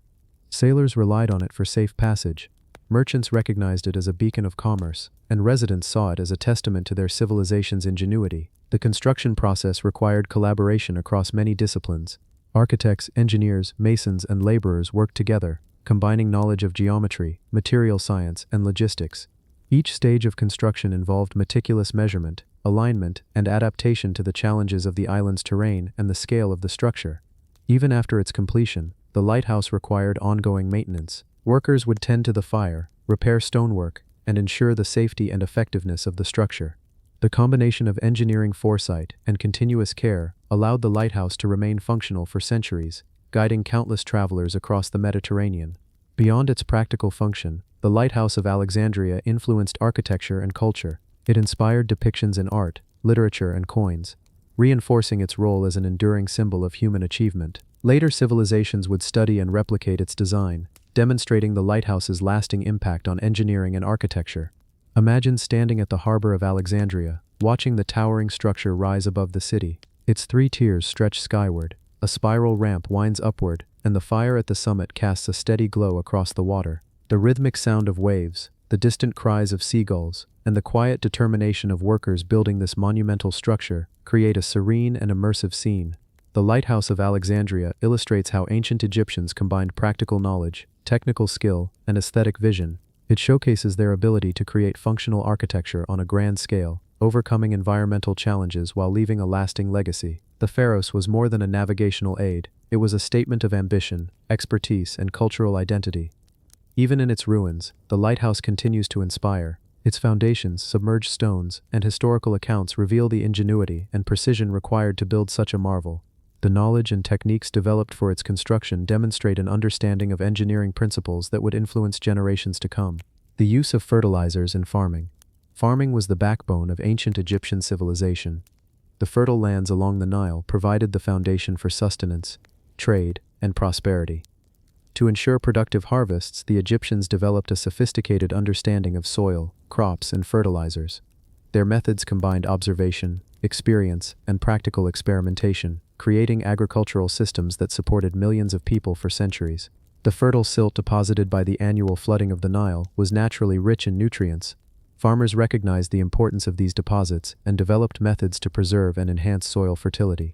They supplemented the natural richness with organic fertilizers, including animal manure, composted plant material, and residues from food production. These additions improved soil texture, increased nutrient availability, and supported higher yields. Animal manure, sourced from cattle, goats, and other domesticated animals, was a primary fertilizer.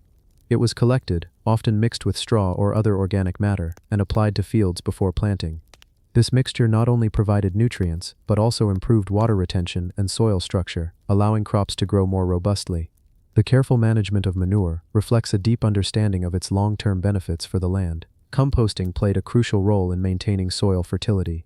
Farmers created pits or mounds where plant residues, food scraps and other biodegradable material decomposed over time. The resulting humus enriched the fields, providing a slow-release source of nutrients that supported sustainable agriculture.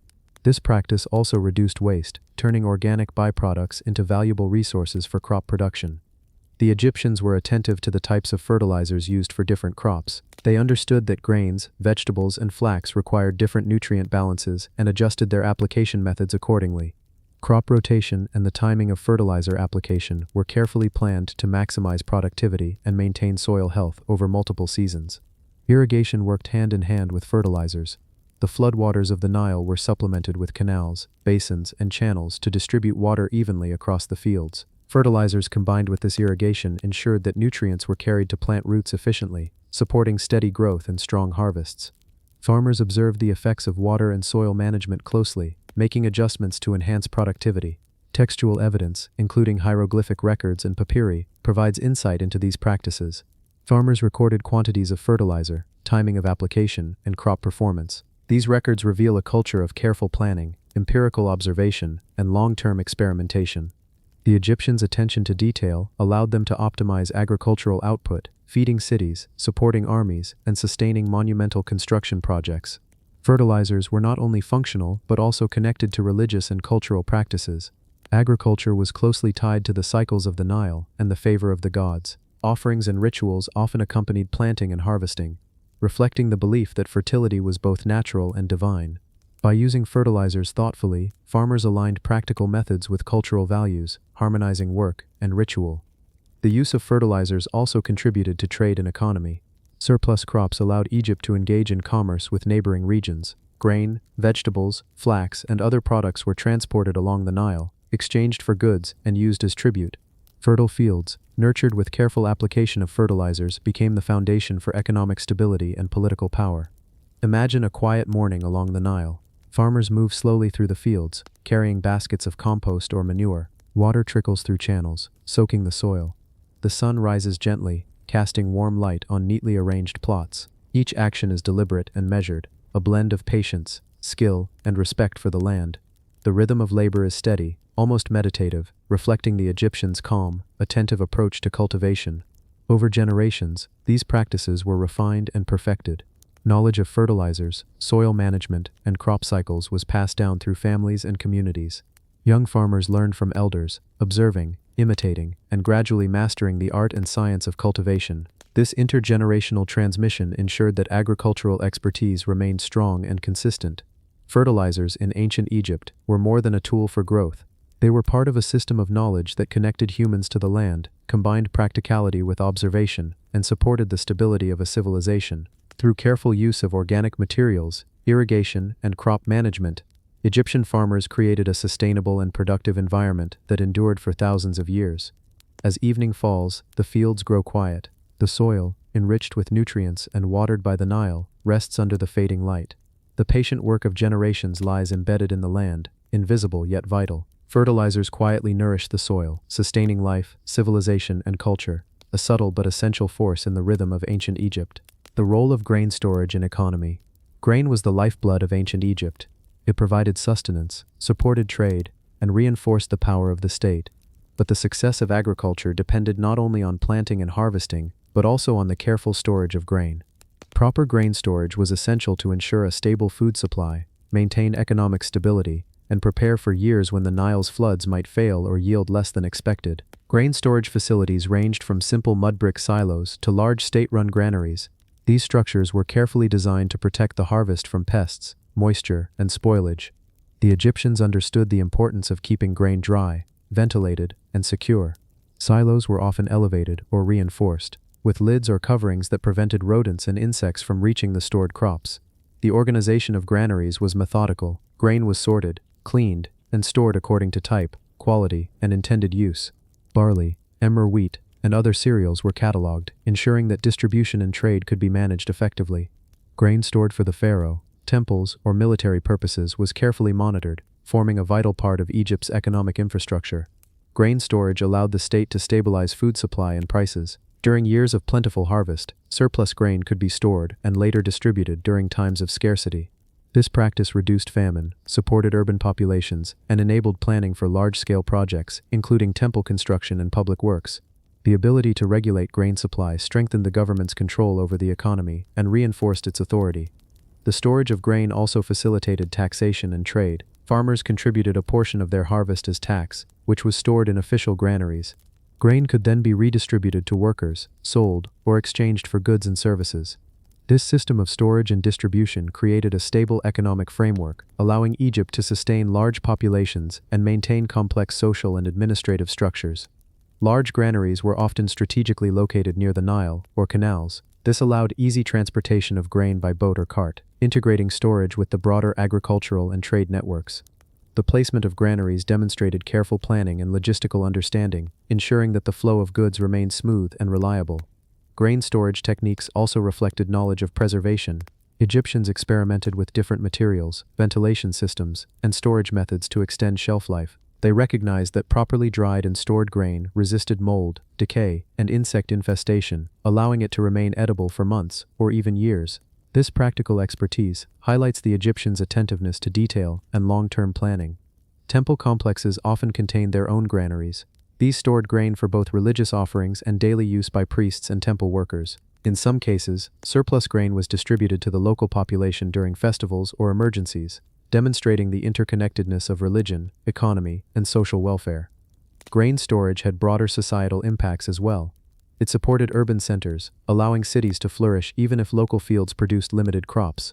Artisans, laborers, and officials relied on a consistent food supply to maintain their work. Military campaigns could be sustained with stored provisions, ensuring strategic flexibility. In this way, granaries were not merely storage facilities, they were critical instruments of social organization and governance. Imagine walking through an ancient granary. The air is cool, filled with the earthy scent of stored grain. Rows of neatly stacked sacks or cylindrical silos rise around you. Laborers move slowly, carefully handling the precious harvest. The atmosphere is quiet and methodical, each action deliberate and purposeful, reflecting the importance of the stored grain to the survival and prosperity of the entire society. The role of grain storage in the economy extends beyond the practical. It represents foresight, discipline, and understanding of cyclical patterns.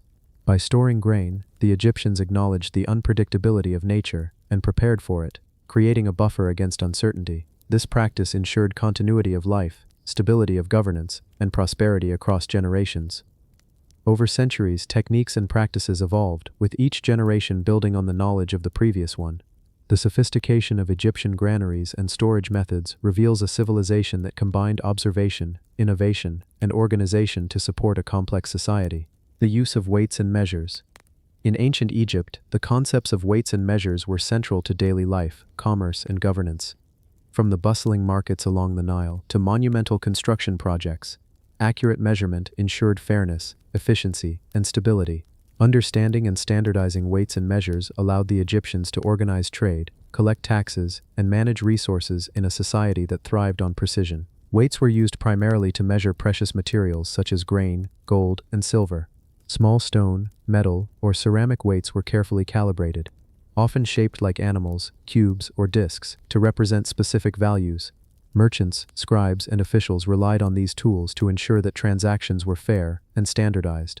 A well-measured trade built trust and prevented disputes, essential in a society that depended on agriculture, craftsmanship, and commerce. The standardization of weights was closely linked to the economy.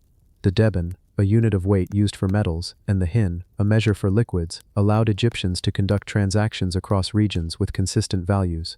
These standardized units were documented and preserved, demonstrating a sophisticated understanding of measurement systems and their importance in governance and trade. Measures were not limited to commerce. Agricultural planning, construction, and taxation all depended on precise measurement.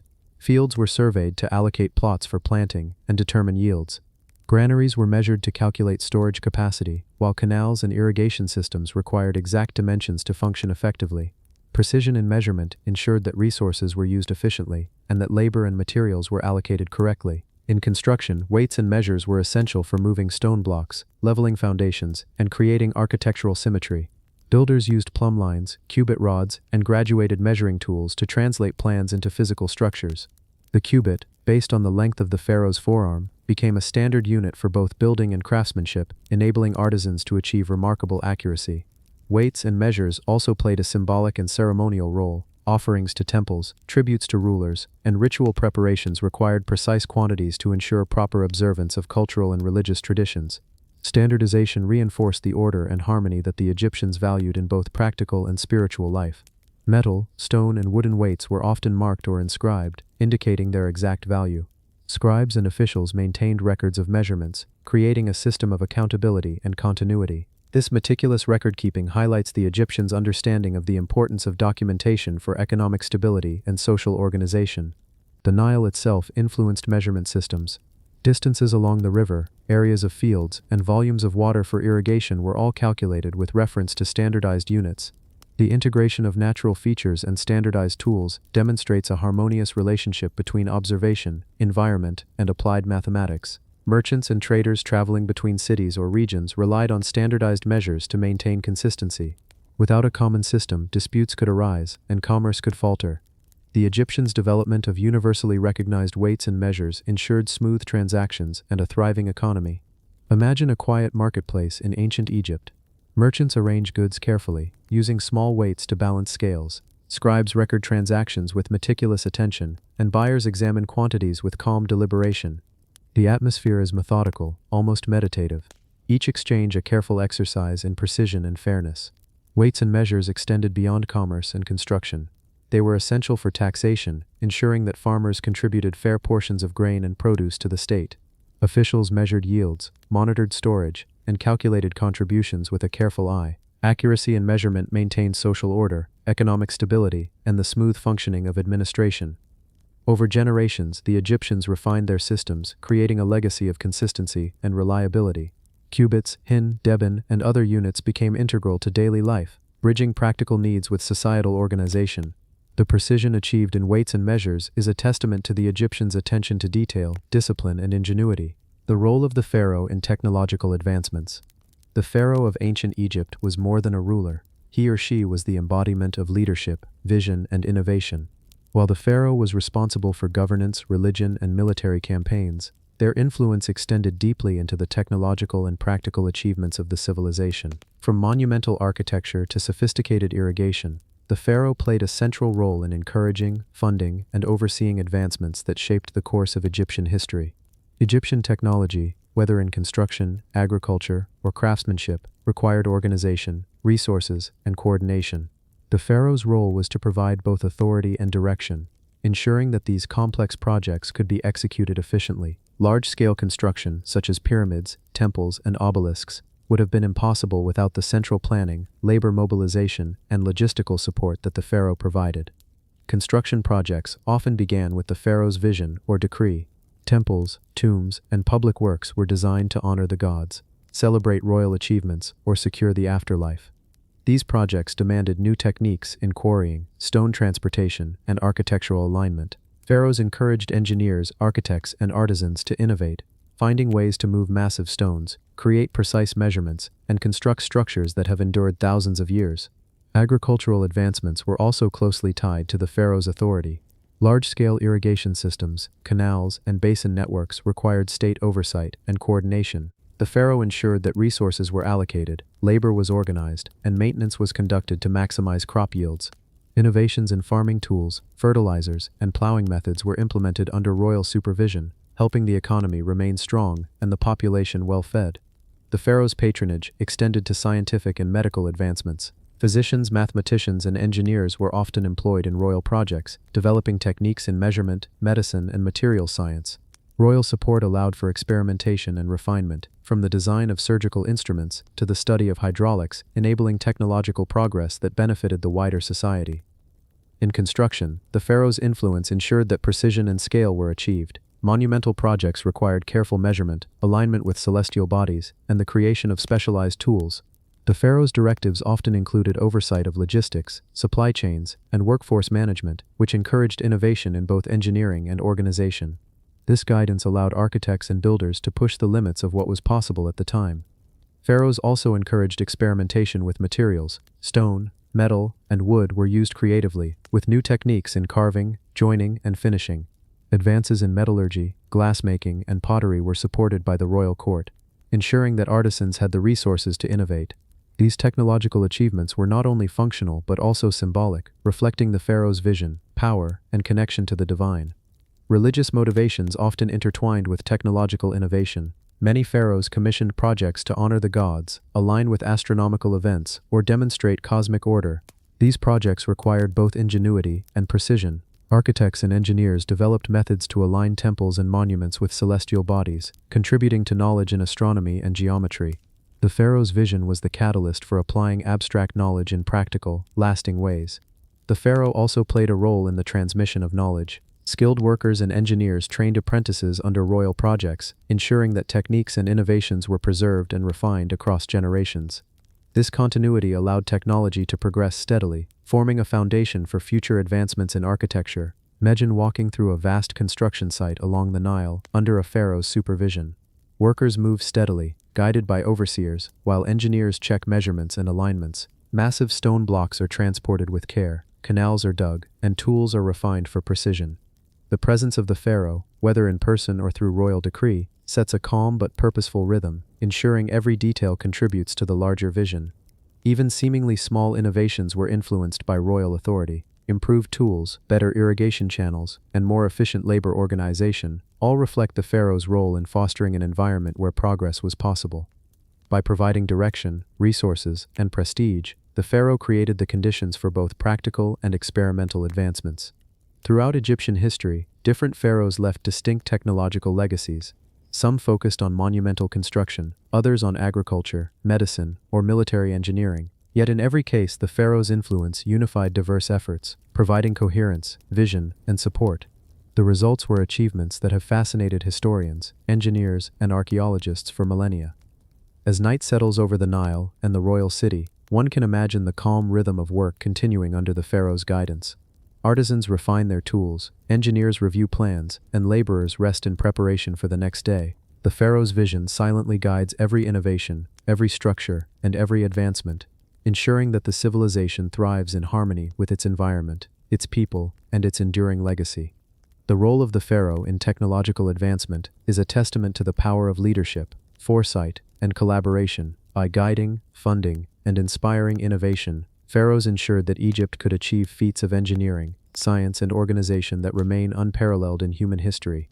Through their influence, technology became not only a tool of survival and prosperity, but also a reflection of vision, culture, and enduring human ingenuity. The use of chariots in warfare. The chariot stands as one of the most iconic symbols of ancient Egyptian warfare. These elegant vehicles combine speed, precision, and engineering skill, transforming the way battles were fought along the Nile and across neighboring lands. The Egyptians mastered the construction, use, and strategic deployment of chariots, making them both a technological and military achievement. Chariots were lightweight, fast, and maneuverable. They were typically drawn by 2 horses, allowing swift movement across the battlefield. The Egyptians refined the design to balance strength with speed, creating frames made of wood reinforced with leather or metal fittings. The wheels, often spoked for durability, allowed the chariot to traverse sand, mud, and uneven terrain with remarkable efficiency. The development of chariots reflected careful observation of both materials and mechanics. Wood selection, wheel construction, and harness design were optimized to prevent breakage under stress. Skilled craftsmen produced components with precision, ensuring that chariots could withstand long campaigns while carrying warriors, bows, and quivers of arrows. Every aspect of the chariot reflected practical engineering and attention to detail. Chariots played multiple roles in warfare. They served as mobile platforms for archers, enabling soldiers to shoot accurately while moving at high speed. Chariots also carried commanders or elite troops, allowing rapid communication and strategic control across large battlefields. This combination of mobility and firepower revolutionized Egyptian military tactics, making chariots essential tools of offense and defense. Training was a vital part of chariot warfare. Soldiers practiced maneuvering the vehicle, coordinating horse movement, and maintaining balance while aiming weapons. Teams of drivers and archers developed close synchronization, learning to anticipate terrain, enemy movements, and tactical opportunities. This intensive preparation transformed the chariot from a simple vehicle into a precision instrument of war. The use of chariots also influenced battlefield strategy. Egyptian commanders adapted their tactics to leverage speed, flanking maneuvers, and rapid deployment. Chariots could disrupt enemy formations, create openings for infantry, or pursue retreating forces. They enabled the Egyptians to respond quickly to threats and maintain control over vast areas during campaigns. Beyond combat, chariots symbolized status and power. Pharaohs and high-ranking officials often rode in elaborately decorated chariots during ceremonies or military parades. These vehicles demonstrated authority, technological sophistication, and the integration of engineering with social and political structures. The chariot became a cultural icon, linking martial prowess with royal prestige. Material and technological innovations extended to the horses themselves. Egyptians selectively bred and trained horses for strength, speed, and endurance. Harness systems, yokes, and bridles were refined to improve control and safety. The synergy between horse, chariot, and warrior represented a remarkable understanding of biomechanics, teamwork, and applied technology. Imagine a battlefield along the Nile. Dust rises as chariots surge forward, their wheels spinning over sand and earth. Archers draw their bows, targeting distant foes while drivers expertly navigate terrain. The rhythmic clatter of hooves, the soft hiss of wind, and the steady focus of soldiers create a calm, immersive scene. Despite the chaos of combat, the Egyptians' mastery of the chariot provides structure, precision, and effectiveness. The legacy of chariot warfare extends beyond the battlefield. The Egyptians influenced neighboring civilizations, spreading knowledge of construction, horsemanship, and tactical deployment. Chariots contributed to military dominance, trade security, and political stability. They also inspired innovations in engineering, logistics, and animal husbandry, reflecting the broader technological environment of ancient Egypt. Maintenance was critical to success. Chariots required constant care, including wheel alignment, lubrication, and repair of harnesses. Horses needed feeding, grooming, and medical attention. The Egyptians developed routines to ensure that both vehicle and animal were battle-ready, demonstrating a deep understanding of preventive maintenance and operational reliability. Through centuries of refinement, the Egyptian chariot became more than a weapon. It embodied a philosophy of speed, precision, and coordination. It illustrates how technology, strategy, and human skill could combine to produce extraordinary effectiveness on the battlefield. Chariots were not only practical tools, they were a testament to Egyptian ingenuity, discipline, and vision. As dusk settles over the plains, one can imagine the calm aftermath of training or battle. Chariots stand idle, horses breathing steadily, harnesses arranged with care. The work of craftsmen, soldiers, and commanders is evident in every detail. The chariot, quietly resting, remains a symbol of technological mastery, a bridge between human ingenuity and the challenges of warfare in ancient Egypt. The role of the priesthood in science.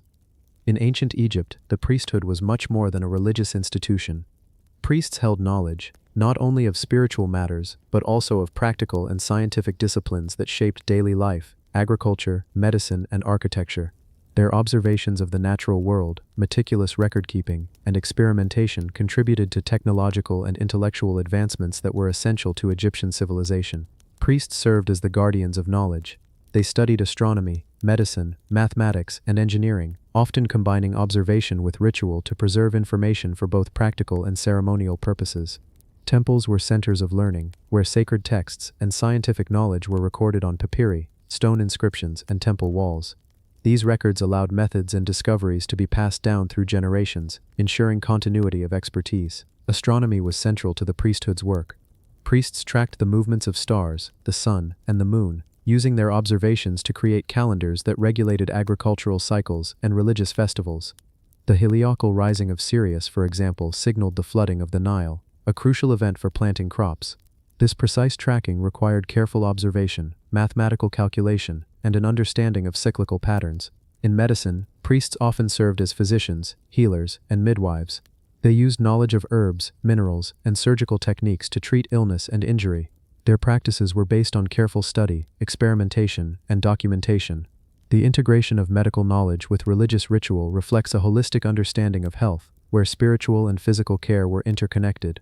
Mathematics and measurement were other areas where priests contributed significantly. Construction projects, land surveying, and resource management all relied on accurate calculations.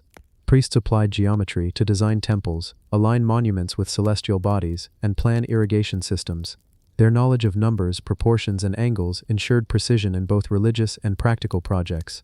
The priesthood also influenced agriculture through scientific observation. By studying the Nile's cycles, soil fertility, and climatic patterns, priests advised farmers on planting and harvesting times.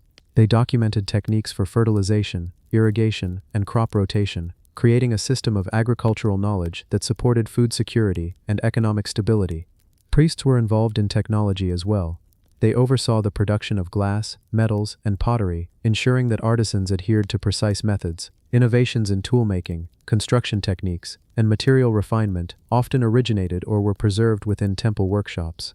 By combining practical skill with systematic observation, priests bridged the gap between experimentation and application.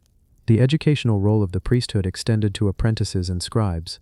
Young students were trained in temples, learning to read, write, calculate, and observe the natural world. This training ensured that scientific knowledge was not limited to a few, but could be transmitted systematically, forming the foundation for ongoing technological and intellectual development. Imagine a temple at dawn. The air is still, the light soft, and the priests move quietly among the columns. Some observe the sky, recording the position of stars. Others study plants, prepare remedies, or calculate measurements for upcoming projects. Every action is deliberate, calm, and meticulous, reflecting the precision and dedication required to merge science with daily life. The priesthood's involvement in science was closely linked to religious beliefs, but their work was practical as well. Astronomy guided planting, medicine treated injury, mathematics structured construction, and observation informed technological innovation. Knowledge was preserved not only for the benefit of the pharaoh or temples, but also for society as a whole. Over centuries, the cumulative work of priests helped establish Egypt as a civilization of remarkable precision and sophistication. Their scientific contributions supported monumental architecture, advanced agriculture, effective medicine, and the broader organization of society. The priesthood was both a spiritual and intellectual backbone, maintaining continuity in a civilization that endured for millennia. The legacy of Egyptian technology in modern times. The technological achievements of ancient Egypt continue to influence and inspire modern civilization. From architecture and engineering to medicine, astronomy, and agriculture, many aspects of Egyptian innovation have left a lasting imprint that resonates across time. Understanding this legacy helps us appreciate the ingenuity of a civilization that combined observation, experimentation, and practical application to solve complex problems. One of the most visible legacies is in architecture. Modern builders and engineers often look to Egyptian structures for inspiration. The precise alignment, massive scale, and durability of pyramids, temples, and obelisks provide lessons in planning, material selection, and structural integrity. Techniques developed by the Egyptians, such as understanding load distribution, precise stone cutting, and alignment with celestial bodies, continue to inform contemporary architecture and engineering principles. In the realm of mathematics, ancient Egyptian contributions laid foundations for practical calculations. Measurements using cubits, proportions for construction, and methods for dividing land illustrate early applied mathematics. Modern surveyors, architects, and engineers still rely on principles of measurement, geometry, and ratios that echo the practical methods developed thousands of years ago. Agricultural techniques pioneered by the Egyptians also resonate today. Irrigation systems, basin cultivation, and water management strategies showcase sophisticated understanding of hydrology and land use. Modern engineers studying ancient Egyptian irrigation often find insights into sustainable water use, efficient crop management, and adapting to environmental changes. These practices remind us that technology is not only about invention, but also about harmonious interaction with the natural world. Medical advancements made by the Egyptians have enduring significance. Early surgical instruments, herbal remedies, and preventive health measures demonstrate a systematic approach to medicine. While modern medicine has evolved far beyond ancient methods, the principles of observation, documentation, and systematic treatment can be traced back to Egyptian practices. Techniques such as dentistry, wound care, and anatomical knowledge provided a foundation for later developments in health sciences. The Egyptian understanding of astronomy has influenced calendars, navigation, and timekeeping. Observations of celestial bodies, guided agricultural planning, religious ceremonies, and monumental construction. Modern astronomy, while highly advanced, still respects the meticulous tracking, alignment, and observational accuracy demonstrated by Egyptian priests and scholars. The principle of studying the heavens to inform practical life continues to inspire scientific exploration today. Egyptian craftsmanship and materials innovation remain relevant. Glassmaking, metallurgy, and stone carving techniques provide early examples of precision, creativity, and technical skill. Contemporary artisans, engineers, and researchers study these methods to understand material properties, refine techniques, and draw inspiration from ancient craftsmanship. The Egyptian approach of combining functionality with aesthetic and symbolic expression resonates in modern design and engineering. The legacy also extends to governance, organization, and project management. Large-scale constructions, resource distribution, and technological coordination required careful planning and logistical oversight. The pharaoh's centralized system of oversight, combined with skilled labor and scientific observation, offers lessons in leadership, management, and strategic implementation that remain relevant for modern enterprises and state planning. Even the conceptualization of tools and measurement systems persists today. Standardized weights, measures, and surveying instruments laid the groundwork for trade, taxation, and urban planning. Modern measurement systems, while more precise, carry the echo of Egyptian rationality and standardization. The principles of accuracy, consistency, and documentation remain foundational to technological progress. Imagine a quiet evening visiting an Egyptian site today. Sunlight gently illuminates the pyramids, obelisks, and temple ruins.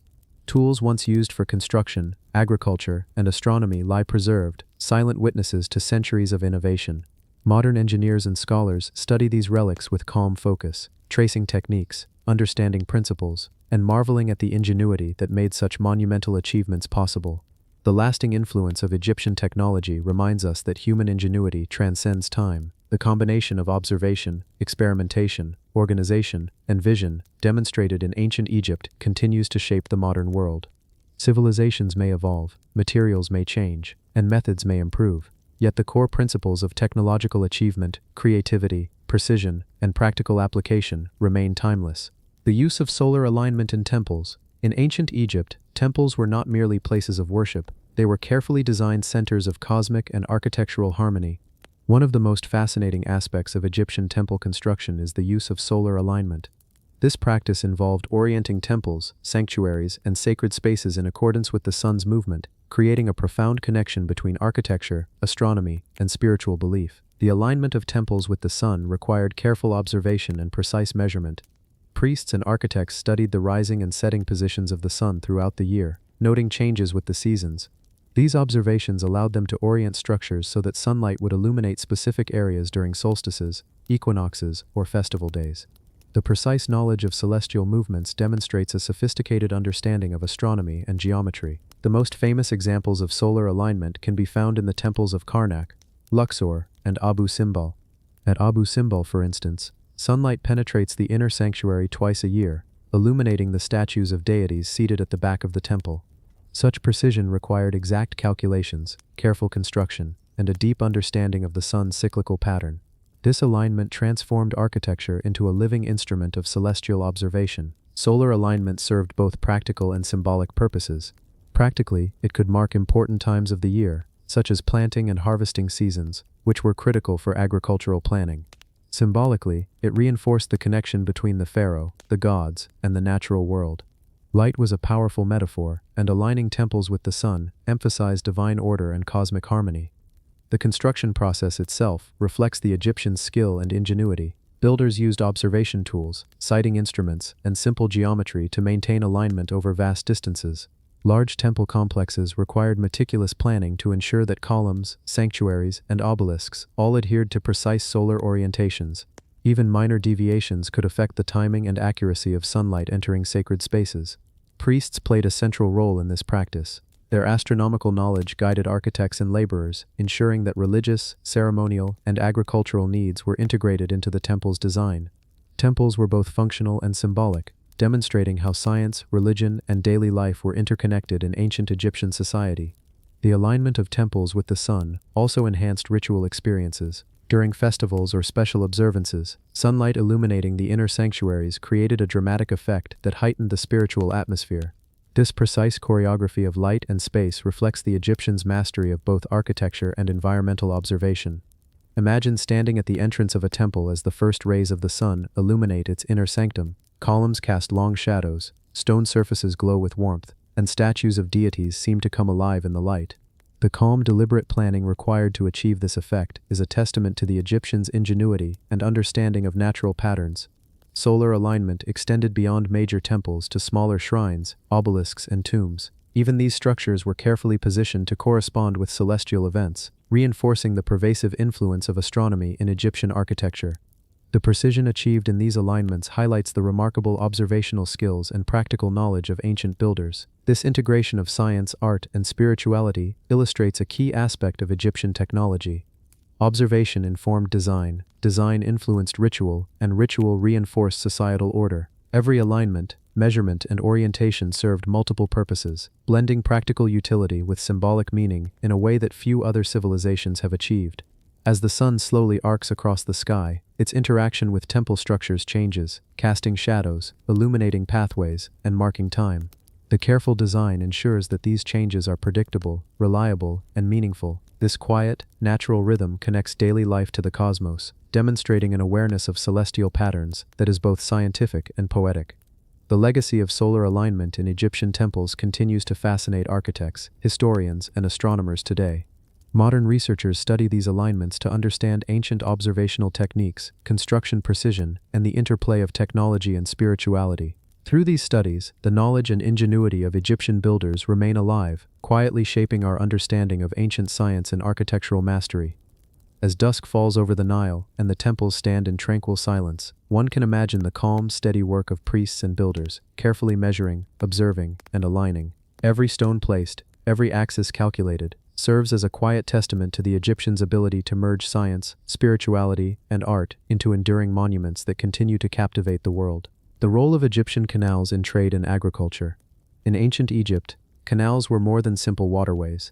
They were lifelines that connected the Nile, its floodplains, and distant regions, serving as both transportation routes and essential tools for agriculture. The network of canals allowed Egypt to thrive economically, socially, and technologically, reflecting a sophisticated understanding of hydrology, planning, and resource management. The Egyptians recognized the importance of controlling water.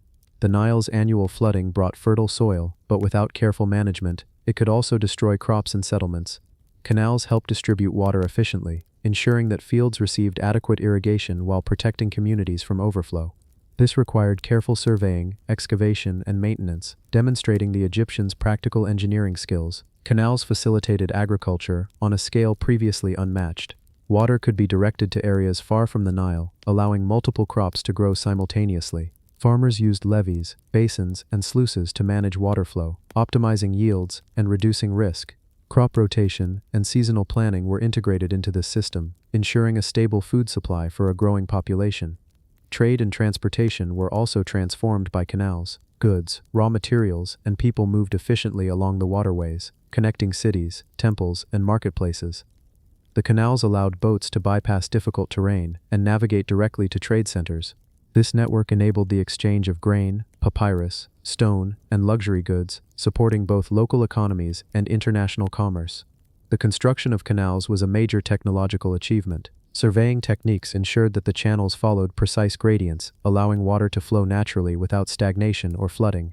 Tools and methods for digging, reinforcing, and lining canals required coordination and knowledge of soil properties, demonstrating early hydrological engineering. Maintenance was equally important.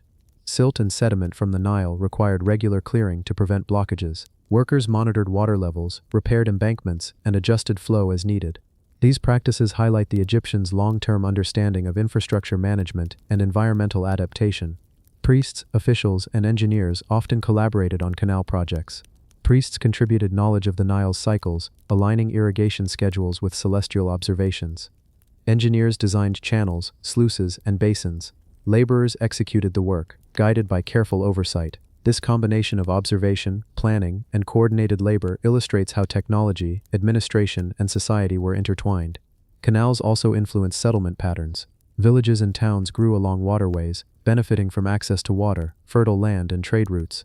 Temples and administrative centers were often located near canals to facilitate transport and supply. This integration of natural and constructed waterways shaped the physical and social landscape of Egypt. Imagine walking along a calm canal at sunrise. The water reflects the soft light, while reeds sway gently in the breeze. Boats glide silently, carrying grain and goods to distant markets. Farmers tend their fields, guided by water carefully directed from the Nile through canals. The rhythm of life along these waterways is quiet, steady, and purposeful, a testament to human ingenuity harmonized with natural forces. Canals also supported technological innovation beyond irrigation and transport. Water management knowledge contributed to engineering solutions in construction, metallurgy, and agriculture. The principles of flow control, gradient calculation, and maintenance informed broader technological practices, showing how a single system could influence multiple aspects of civilization.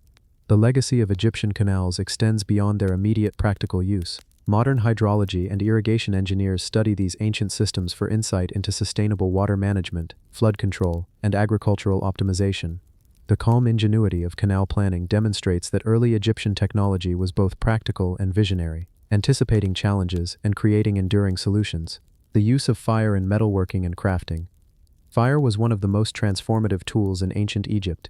It allowed craftsmen to manipulate metals, shape tools, create jewelry, and develop technologies that supported both daily life and monumental projects. The controlled use of fire in metalworking reflects not only technical skill, but also an understanding of chemistry, temperature, and materials. Demonstrating the sophistication of Egyptian craftsmanship, the process began with selecting metals, such as copper, bronze, gold, and occasionally iron. Each metal required specific heating methods to soften, mold, or alloy.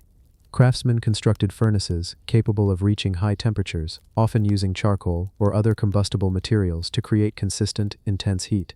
These furnaces were carefully designed to maximize airflow and control temperature, illustrating early engineering ingenuity. Metalworking served multiple purposes. Tools made of copper or bronze improved agricultural efficiency, enabling farmers to cut, dig, and harvest with greater ease. Weapons such as daggers, spearheads, and arrow tips enhanced hunting and warfare. Decorative items, including jewelry and ceremonial objects, combined functionality with artistry, showcasing the Egyptians' appreciation for aesthetics alongside practical use. The creation of alloys, particularly bronze, required precise knowledge of proportions and timing. By combining copper with tin, craftsmen could produce a harder, more durable material. This careful experimentation highlights a scientific approach to materials, where observation and adjustment allowed craftsmen to achieve desired properties consistently. Fire also played a role in the finishing of metal objects. Polishing, engraving, and embossing often involved heating to soften the surface for shaping or to achieve specific colors and textures. The ability to manipulate metal with heat enabled the production of intricate designs, from detailed jewelry to ornate tools and ceremonial artifacts. The spatial arrangement of workshops reveals attention to safety, efficiency, and workflow. Furnaces were often placed away from residential areas to prevent accidental fires, yet near enough to allow easy transport of raw materials and finished items. Tools, molds, and fuel were carefully organized to support a smooth production process, reflecting thoughtful planning and practical problem-solving. Apprentices and masters worked closely together, passing knowledge through demonstration, observation, and hands-on experience. Techniques were refined over generations, ensuring continuity of skill and innovation. This systematic approach to training allowed complex metalworking practices to persist for centuries, creating a steady advancement in craftsmanship. Imagine entering a calm workshop.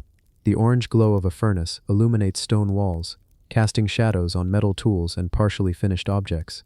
Craftsmen move deliberately, adjusting fire intensity, shaping heated metal, and carefully testing results. The rhythmic sound of hammers striking bronze, the faint hiss of heated materials, and the steady movement of hands create an atmosphere of quiet focus and patient mastery.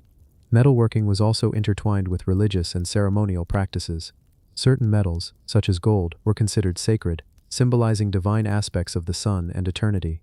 Rituals often accompanied crafting, reinforcing the symbolic importance of the objects created. This integration of technology, art, and belief highlights the uniquely Egyptian approach to innovation. The impact of Egyptian metalworking extends beyond its immediate uses. Tools, weapons, and ornaments shaped daily life, trade, and societal organization.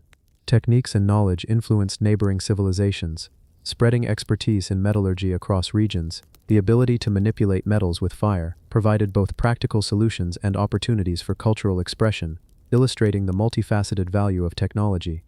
Modern metallurgists and archaeologists study Egyptian furnaces, tools, and artifacts to understand ancient techniques.